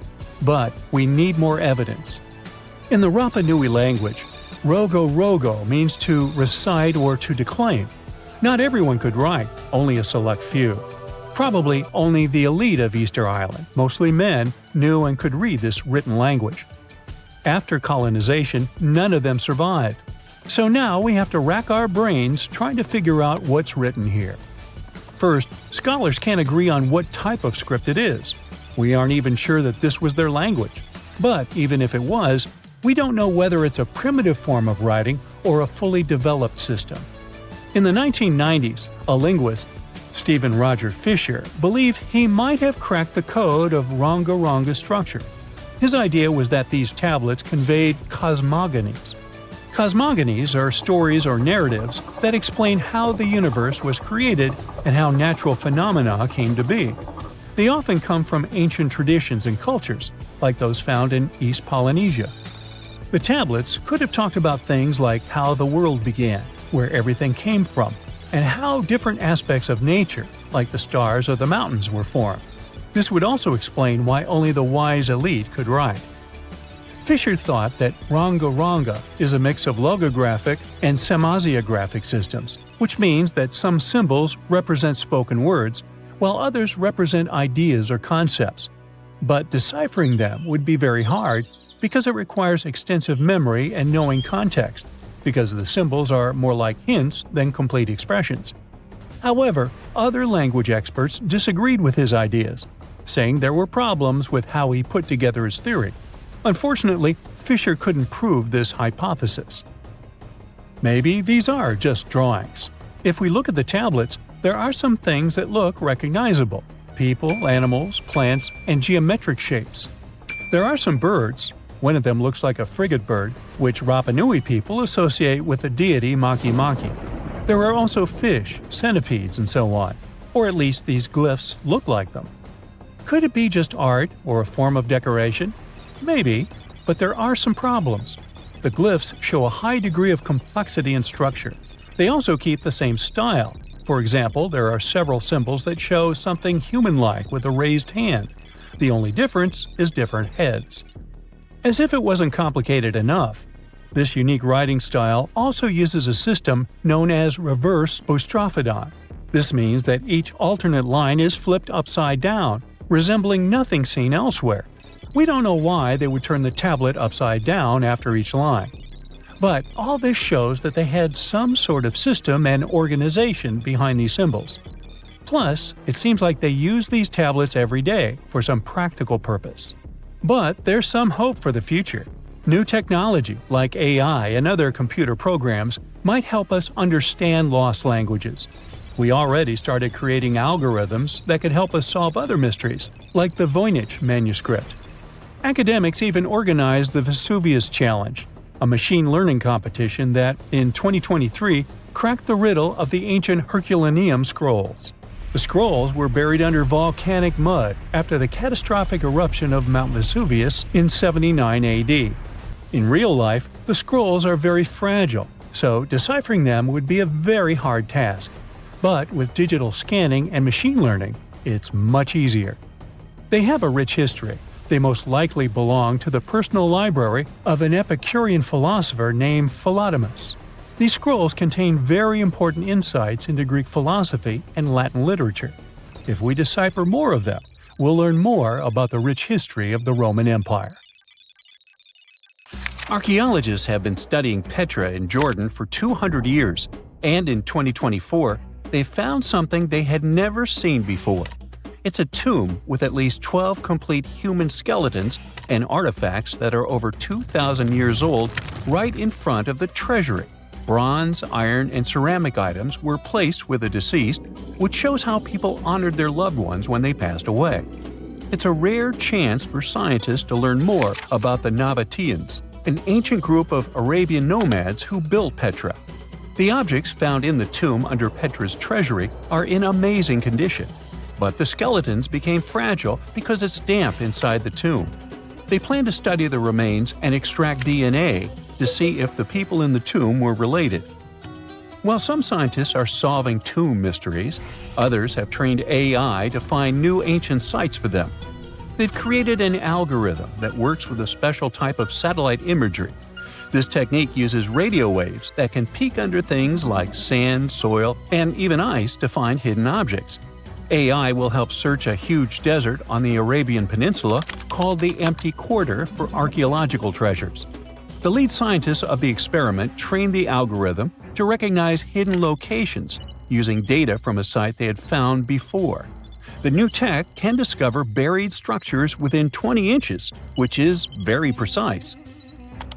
Another groundbreaking tech, LiDAR, which means light detection and ranging, helped archaeologists reveal new hidden cities all around the world.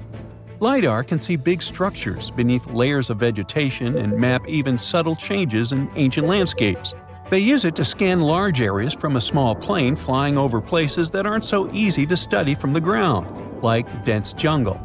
In 2024 alone, they found new Maya settlements in southern Mexico, gardens, roads, and rivers in Ecuador's Amazon rainforest, ancient ruins on the Pacific island of Tonga, and the remains of two medieval cities along the Silk Road route in Uzbekistan.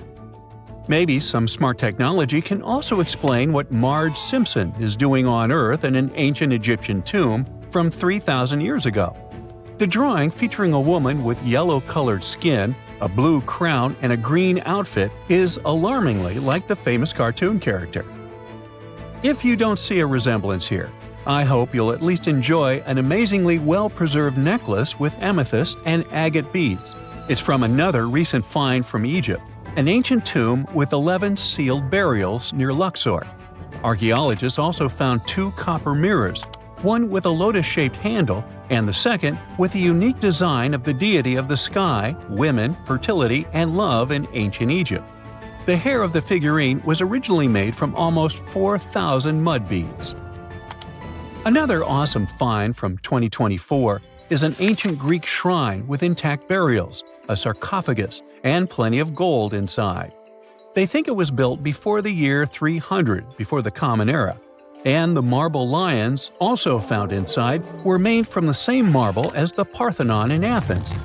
Greece is so full of ancient treasures that the city of Thessaloniki will house around 300,000 of those artifacts in their new subway system. Meanwhile, archaeologists in France have found a monument unlike any other, and they can't figure out what it was used for. It's direct proof that people used to live here between the Neolithic and the early Iron Age periods. The coolest part is a monument made of 3 unique shapes that fit together like puzzle pieces. Some gravel found in the monument could mean there used to be a wooden fence called a palisade. People who built it probably used it for protection or decoration. The team studied the layers of soil around the monument to learn more about its origins. The only tools found so far were sharp flint stones, not the cartoon characters, which were used during the Neolithic period. The next step will be radiocarbon dating to figure out exactly how old the site is. Now, the oldest saddle ever found so far was found in the grave of a woman near the edge of the Taklamakan Desert in northwest China. This saddle is the oldest ever discovered. It was crafted from pieces of leather that were sewn together and stuffed with straw and animal hair to make it soft. Now, normally, things made from natural materials like this don't last very long because they rot or fall apart. But the Taklamakan Desert is so dry that it helped preserve the artifact. The herdswoman who used the saddle was buried in her full riding attire, so this proves that not only men used saddles and took part in herding and traveling.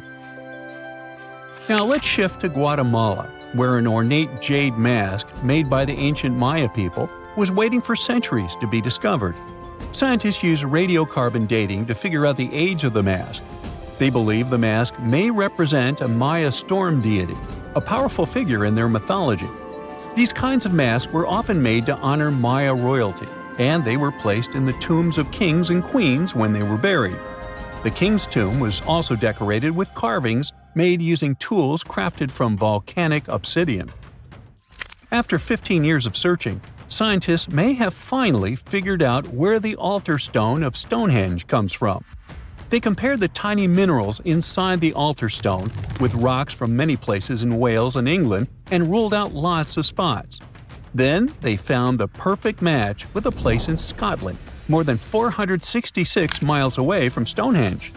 This area might even be Orkney, a group of islands in the far northeast of Scotland where a lot was going on during the Neolithic period. The big question now is how ancient people moved such a massive stone so far. The altar stone is over 16 feet long and weighs more than 6 tons. The new theory is that they might have used boats to carry it across the coastline and rivers. Once it was close to Stonehenge, they theoretically dragged it across the land using wooden sleds, ropes, and a lot of teamwork. Meanwhile, in the north of France, an ancient home popped to the surface during the construction of a new house. It turned out to be a luxury urban house for the elite from the 2nd century of the Common Era. The inside of the house was destroyed by a fire, but under the destroyed layer, there are beautiful, real-size fresco paintings. Turkish archaeologists unearthed the arm and foot bones of elephants that lived around 9 million years ago. They also found fossils of early horses, giraffes, and even saber-toothed cats. They've already identified 43 distinct types of animals from this site and collected more than 4,000 fossils. One more cool find from Turkey is a 64,000-year-old workshop inside Incasia Cave. It looks like people used it for 24,000 years non-stop. There are some tools inside, like flakes and blades, which were made inside the workshop. In eastern Turkey, a farmer accidentally found a 1,000-square-foot mosaic from the late Roman or early Byzantine period just beneath the dirt. Experts say it's a one-of-a-kind thing from this region and is still in one piece after all this time. The pattern shows dozens of trees, plants, and animals that were found in ancient Turkey. There could be more treasures in the area, so they plan to keep digging.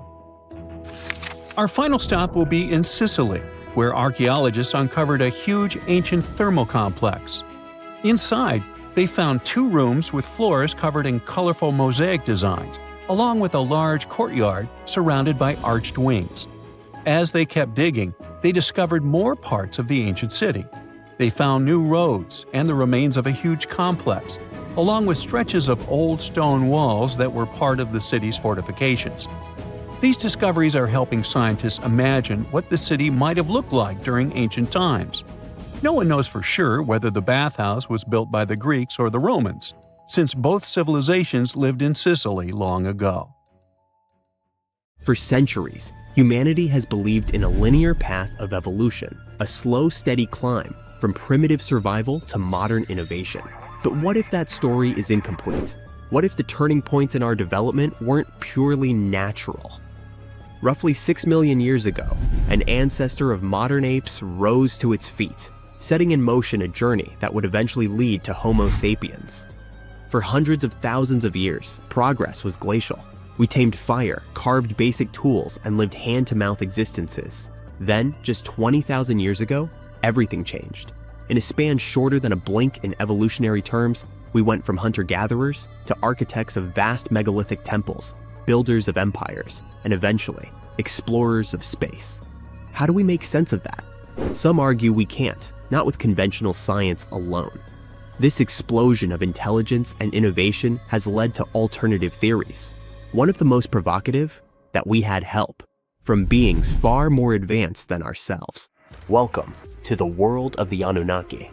They're more than myth. They're the center of a sprawling theory that suggests humanity's greatest leaps weren't entirely human. According to ancient Sumerian texts, these so-called gods came not from the heavens in a spiritual sense, but from the sky in the most literal way imaginable, another planet. And they didn't just visit, they stayed, they ruled, and perhaps most importantly, they altered us. Long before Egypt erected its pyramids, or Stonehenge crowned the English countryside, the Sumerians were building cities, inventing writing, crafting legal codes, and mapping the stars with uncanny accuracy. Their civilization bloomed in Mesopotamia nearly 7,000 years ago, and it left behind cuneiform tablets that continue to baffle and inspire. These records tell of beings called the Anunnaki, translated as those who came from heaven to earth. They introduced tools, language, agriculture, and even mathematics. But the texts also hint at a darker truth. These beings didn't just uplift humanity. They enslaved it. Why?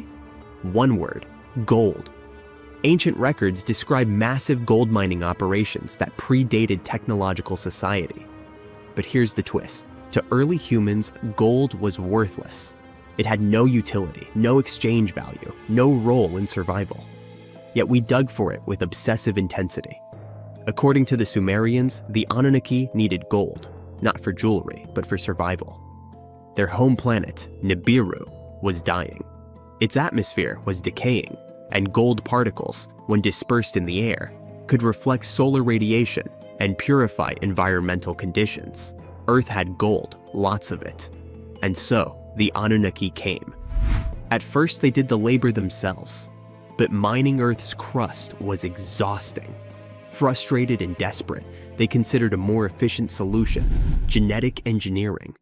If they could merge their DNA with that of early humans, they could create a workforce suited to the task. strong, obedient, and intelligent. Enki, one of the Anunnaki leaders, took the lead. Early experiments were monstrous, deformed hybrids that echo legends of giants, cyclops, and mythic beastlists. Many were destroyed, others abandoned. But eventually, success came. Using one of their own as a surrogate, they implanted a fertilized egg, part Anunnaki, part hominin. The result was a child named Adamu. Sound familiar? To many, Adamu is the precursor to the biblical Adam. The parallels between religious creation stories and Sumerian myth are too sharp to ignore. Created in our image, from clay, the Sumerians were telling a story that would echo through ages, morphing into sacred texts and oral traditions around the globe. Adamu and his descendants became laborers, building a society under Anunnaki rule. But something strange happened. These hybrids didn't just follow. They learned, they questioned, they grew in number and complexity. Eventually, they became us. Here's where the timeline warps. Homo sapiens have existed for over 300,000 years. Yet for most of that time, we were indistinguishable from animals in both behavior and cognition. Then, seemingly overnight, we developed art, architecture, religion, governance, and science. No smooth curve, just a spike. How? Some point to climate shifts or population booms, but others look to Nibiru. Modern astronomers have observed gravitational anomalies beyond Neptune, suggesting the presence of a massive unseen planet. Dubbed Planet 9 or Planet X, it eerily mirrors the Sumerian Nibiru, which they claimed had an elliptical orbit that brought it near Earth every 3,600 years. The timing of historical jumps in human development? It aligned suspiciously well. According to legend, as Nibiru approached Earth, the Anunnaki would return. Some think they never left. Others believe they're watching, waiting. What did they look like? Relics suggest beings 3-4 meters tall, with elongated skulls and high foreheads, features mimicked by ancient civilizations who bound the skulls of their elite. They wore ornate robes, had light skin, and luminous eyes. Their leader was Anu. His sons, Enki and Enlil, managed Earth's operations. The Anunnaki might have left behind more than just myths, hidden knowledge, lost technology, even genetic markers that still echo within our DNA. The idea is unsettling, yet alluring, that our creators may return, that we are not the pinnacle, but the product. And here's another twist. Some researchers argue that humans don't even belong here. In the book, Humans Are Not From Earth, anomalies in our biology are explored. Why are we uniquely vulnerable to sunlight? Why do we suffer chronic back pain? Why are childbirths so difficult? Every other species fits perfectly into Earth's environment. We arguably do not. Could it be because we're hybrids? Part Earth, part something else. From gold mines to rocket ships, from caves to satellites, our species has always been driven by something deep and inexplicable. Maybe it's curiosity, maybe ambition, or maybe, just maybe, it's a buried memory of where we came from and who made us. So next time you look up at the night sky, remember, the answers to humanity's origin may not lie beneath our feet, but far above our heads. And the Anunnaki, their story isn't over. It may be just beginning. An ancient computer stood dormant underwater for thousands of years. When it was first discovered in the early 1900s, people confused it with a boring lump of metal and wood. But once it was properly studied, the Antikythera mechanism shook up what we knew of the ancient Greeks and their knowledge of astronomy.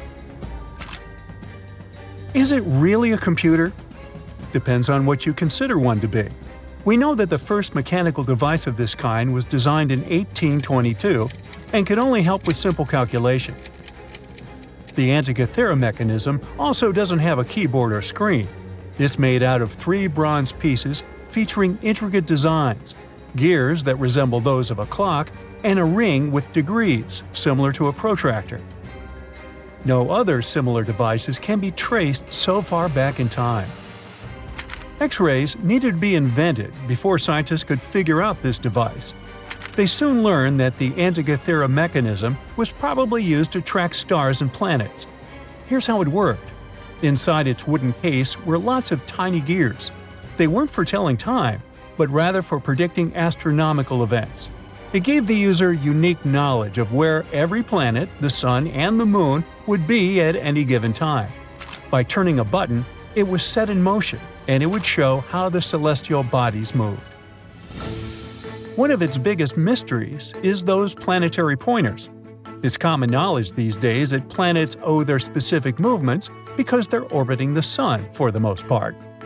Some believe the Greeks back then weren't that advanced with their astronomy to know this. A few ancient Greek scholars proposed the idea of the sun being at the center of the known universe, but it wasn't a widely accepted theory. The reason why is simple. If the Earth was spinning on its axis and revolving around the sun, why can't we feel it move? Some parts of the Antikythera mechanism may still be at the bottom of the sea, while others may be lost forever. So we may never know the truth about its purpose. The official story about the first battery? That it was invented somewhere around the 1800s. It was made of interlaying copper and zinc discs that had a piece of cloth between them, dipped in a special chemical concoction that conducts electricity. Some archaeologists claim they've uncovered a battery 10 times older, called the Battery of Baghdad. So it could be that the technology for inventing batteries was hiding under our noses. At first glance, the ancient Battery of Baghdad looks like a random clay pot. What makes it special is its composition, a set of weirdly nested artifacts. Inside this pot was a copper cylinder, enveloping an iron rod. The rod would have poked through the jar's lid. The artist and archaeologist who found this unusual device never left a detailed account of where, when, or how he stumbled upon it. But the widely accepted theory is that the object was unearthed in what's now known as Baghdad in Iraq. Another thing most specialists can agree on is that it can be traced back to the ancient city of Ctesiphon. Its exact age, though, remains a mystery. Some say it's over 2,000 years old. Others say it's a mere 1,400 years old. Even at the later end of the spectrum, it still significantly predates the first electric battery that's just a couple of centuries old. Since there's no official record accompanying the artifact, there's a chance we'll never know what its purpose was. So where did this idea of it being a battery come from? It all has to do with those two metals found inside with differing electropotentials, which is a key component of batteries. There's also evidence suggesting that the jar once held an ionic solution, acting as an electrolyte, the substance needed in batteries to carry the electric current. Tests on the jar's corrosion hint that it may have contained substances similar to vinegar. Even if we agree that it's an ancient battery, this artifact could have only generated a mere volt or so. But the ancient humans didn't have TVs or dishwashers, so what did they need a battery for? A lot of theories came up. Throughout history, civilizations have explored the applications of electricity in medicine. For instance, the ancient Greeks found relief from pain by placing electric fish on their feet. Ow! Another intriguing idea says such batteries were placed inside statues to create a buzzing effect, adding a mystical dimension to spiritual practices. There was even an idea that suggested the battery was used in gilding, the process of coating one metal with another. This method was used by jewelers back in the day. If it wasn't used for providing electricity, the Baghdad battery was probably a container for special scrolls. Then the iron rod would have been the core for the scroll, wrapped around it before being placed inside the copper tube. In other parts of the world, it's a little coin that seems to have time-traveled. In 1957, an interesting piece of metal was discovered in Maine by an amateur archaeologist. At first, he believed it was just a basic English coin from the 1100s.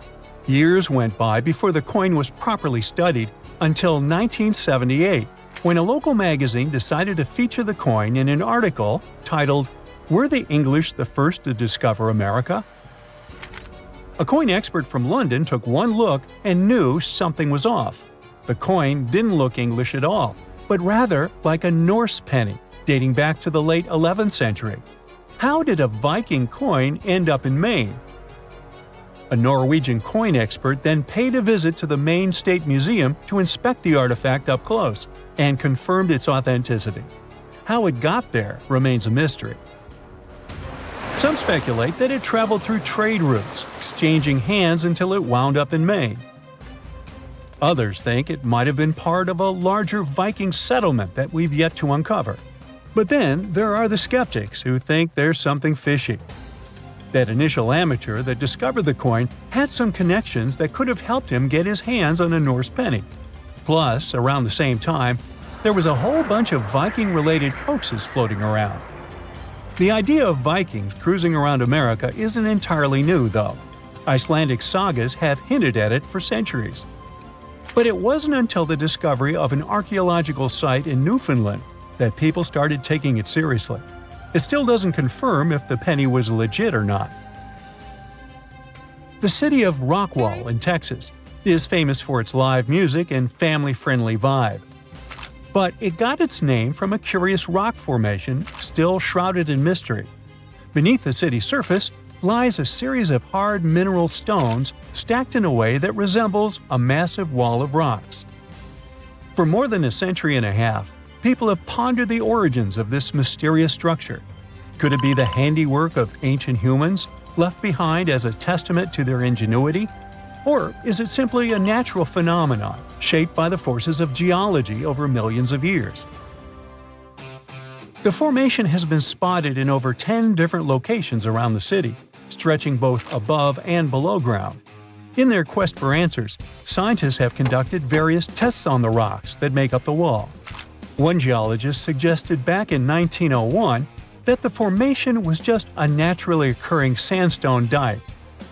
Subsequent studies have supported this idea, with experts from the University of Texas at Dallas confirming that the rocks formed over millions of years through the deposition and hardening of sediment. Despite the scientific consensus, there are still those who believe there's more to the Rockwall Formation. Tales of steps, archways, and even corridors have circulated for decades, supported by old newspaper reports and local folklore. Some claim to have seen strange markings on the rocks, while others speak of mysterious metal objects embedded in them. The scientific explanation could be that the supposed steps and archways are likely just illusions created by the natural fracturing of the rock. As for the metal objects, it's believed they are simply concentrations of iron-bearing minerals. It doesn't explicitly show ancient humans put them there. Whether the Rockwall Formation was crafted by ancient hands or shaped by natural forces, it remains a cherished part of Rockwall's identity. So, check out this creature. What do you think this thing is? Is it a plant, an animal, or maybe even some kind of wild fungus? At first glance, this fossil could pass for any of those ancient life forms. And honestly, scientists have been scratching their heads over it for over 150 years. But now, it looks like we might finally be cracking the case on this unknown species discovery. A long time ago, during the Devonian period, plants were just starting to grow on land. The tallest trees were only a few feet high, and animals hadn't even evolved backbones yet. Back then, massive natural towers up to 26 feet tall and 3 feet wide, looking like branchless cylindrical tree trunks, were rising from the ground. Hey, what a contrast with trees back then. When scientists first discovered fossils of those towering organisms, they were totally confused, as these strange prehistoric creatures didn't look like anything they'd seen before. Some thought they were weird cone-bearing trees. Others guessed they might be underwater plants like giant seaweed or lichens, which are partnerships between fungi and algae. The mysterious objects received a name, Prototaxites. When scientists studied them up close, their internal structure reminded them of a bunch of different things. They couldn't believe a 20-foot-tall fungus or algae could be real, but that's what the fossils showed. Then most scientists decided that Prototaxites were giant fungi. But still, something didn't feel right about it. In 2007, they decided to finally get the Prototaxites mystery explained and ran a chemical test on the fossils. So they looked at the types of carbon inside them and compared them to regular plants from the same time. If Prototaxites were plants, the carbon ratios would match, but they didn't. That means Prototaxites weren't plants, and they received carbon in a different way, not by photosynthesis, but probably more like fungi do. But then again, they look nothing like the mushrooms we know and love today.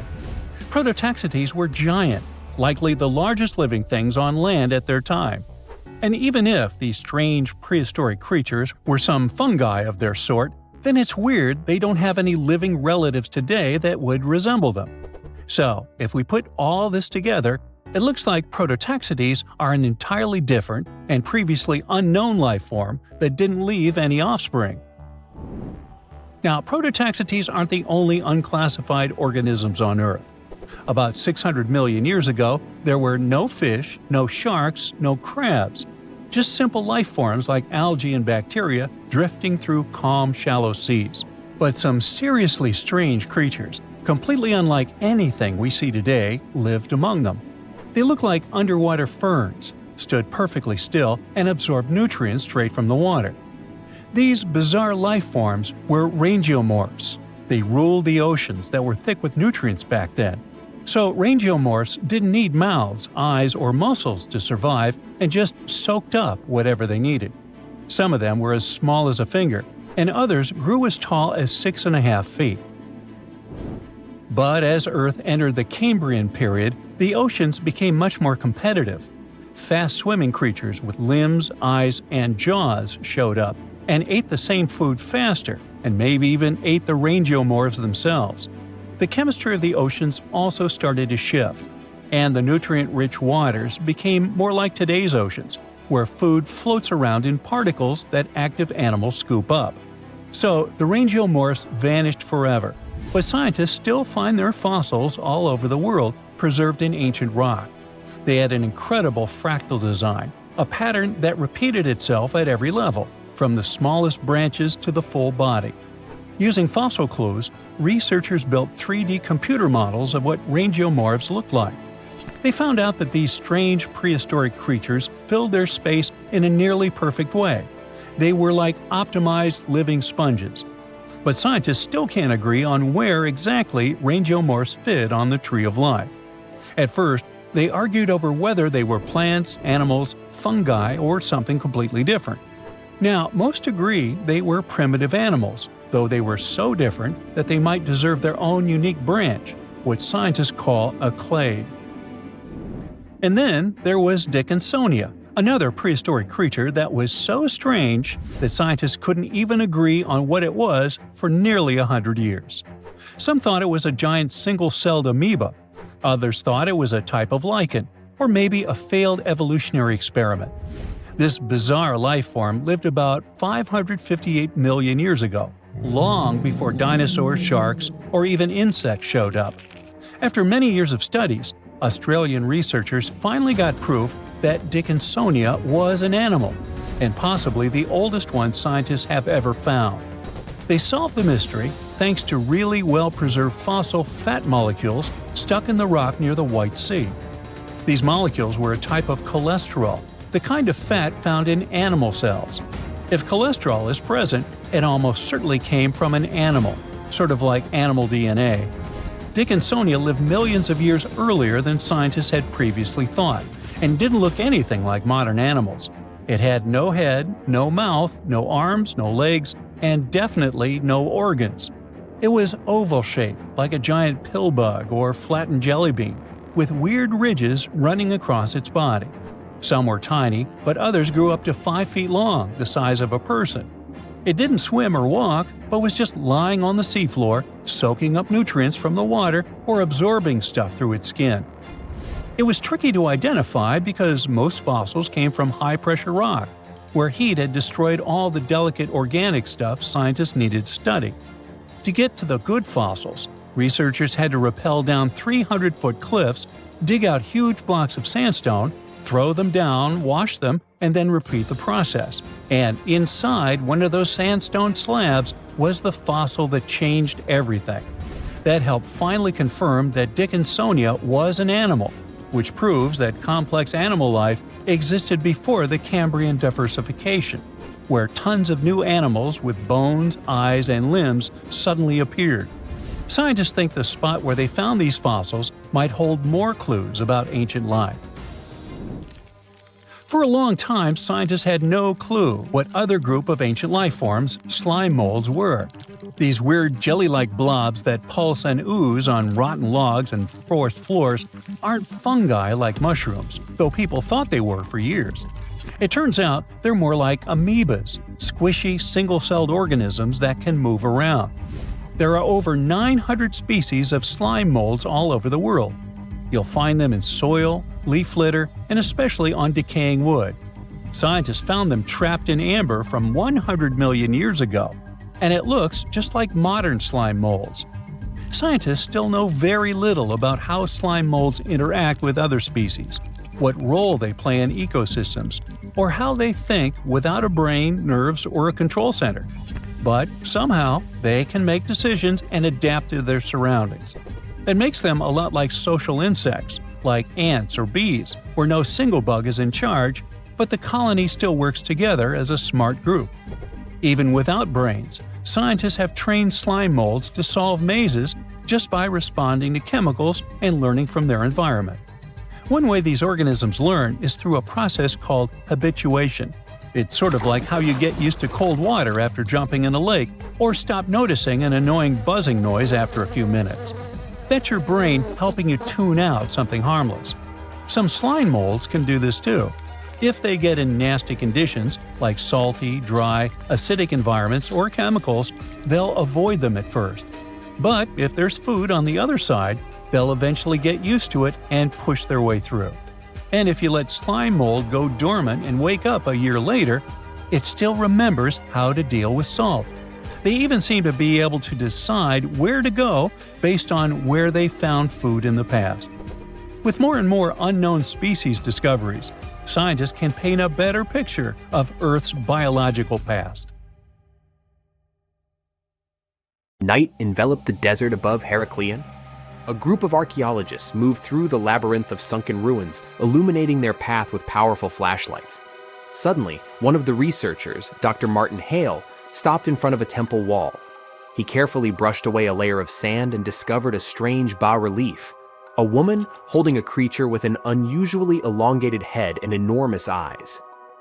"This can't just be a stylized depiction of an infant," whispered his colleague, Alice Carter. "The Paracas skulls in Peru have similar shapes. Could this be evidence of hybrids?" The question remained unanswered, but the mystery of Heracleion continued to intrigue scientists. Theories ranged from ancient cults to contacts with extraterrestrial civilizations. However, biologists established that elongated skulls could be the result of artificial cranial deformation, a practice common in ancient times. No DNA analysis has shown traces of non-human genetics. Meanwhile, in another part of the solar system, the Viking 1 probe transmitted an image to Earth of a rock formation on Mars resembling a human face. The photograph instantly became a sensation, fueling conspiracy theories. "It's just pareidolia," astronomers stated. "The human brain is wired to recognize familiar shapes in random forms." Decades later, when NASA sent more advanced spacecraft, images confirmed that the face on Mars was merely an ordinary hill, with shadows creating the illusion of facial features. However, proponents of the ancient Martian civilization theory insist that the truth is being concealed. No less mysterious are the artifacts of the Maya civilization. Their bas-reliefs depicting beings resembling astronauts, their complex astronomical calculations, and myths of gods descending from the heavens suggest possible contact with extraterrestrials. Some researchers associate Kukulkan, the feathered serpent god, with alien beings. However, historians remind us that such imagery appears in many cultures and may carry purely symbolic meaning. In Scotland, on Arthur's Seat Hill, children stumbled upon 17 miniature wooden coffins with tiny figurines inside. The origin of these remains unresolved. Were they ritual offerings, connected to the murderers Burke and Hare, who sold their victims' bodies for medical research, or simply children's toys mistakenly perceived as something mystical? Some theories suggest they could have been a form of symbolic burial for souls who never received a proper grave. Others believe they were connected to an ancient superstition meant to ward off evil spirits. Another hypothesis suggests they were linked to an old Scottish practice of making talismans for protection against supernatural forces. The Antikythera mechanism found off the coast of Greece is another ancient enigma. This intricate device, over 2,000 years old, turned out to be an astronomical calculator ahead of its time. Studies revealed that the mechanism was used to calculate planetary movements and eclipses, proving the advanced knowledge of ancient Greek science. Many researchers now believe that similar devices might have existed, but no other examples have been discovered. Recent images from the Perseverance rover uncovered mysterious square structures on Mars. Geologists attribute them to natural crystallization and erosion processes, but UFO enthusiasts are convinced they are ruins of ancient constructions. The formations bear a striking resemblance to rectangular patterns seen in some ancient Earth structures, further fueling debates about potential past life on the Red Planet. In Germany, during excavations near Marburg Castle, students discovered a pocket sundial. The miniature device, several centuries old, amazed researchers with its precision and craftsmanship. Who owned it? Was it part of monastic heritage, used for prayers on a strict schedule? Experts believe that such sundials were rare and expensive, likely belonging to high-ranking individuals or scholars deeply engaged in astronomy and mathematics. Yet one of the most intriguing discoveries remains the Sabu disc, a 5,000-year-old artifact from Egypt. Its purpose remains debated. Some believe it was a ritual object, while others think it had a technical function, possibly part of an ancient machine. Some engineers speculate that its shape suggests it could have been part of a primitive flywheel or a component of an unknown mechanism. Certain studies suggest it could have been related to liquid movement or even served as a part of a lost mechanical system. Despite extensive research, its true function remains an enigma, adding to the ongoing fascination with the technological capabilities of early civilizations. The world is full of mysteries. Every solved enigma raises new questions. Were these artifacts merely the result of human ingenuity, or evidence of contact with forces we have yet to understand? As new discoveries emerge, the past continues to challenge our understanding, reminding us that history holds secrets waiting to be uncovered.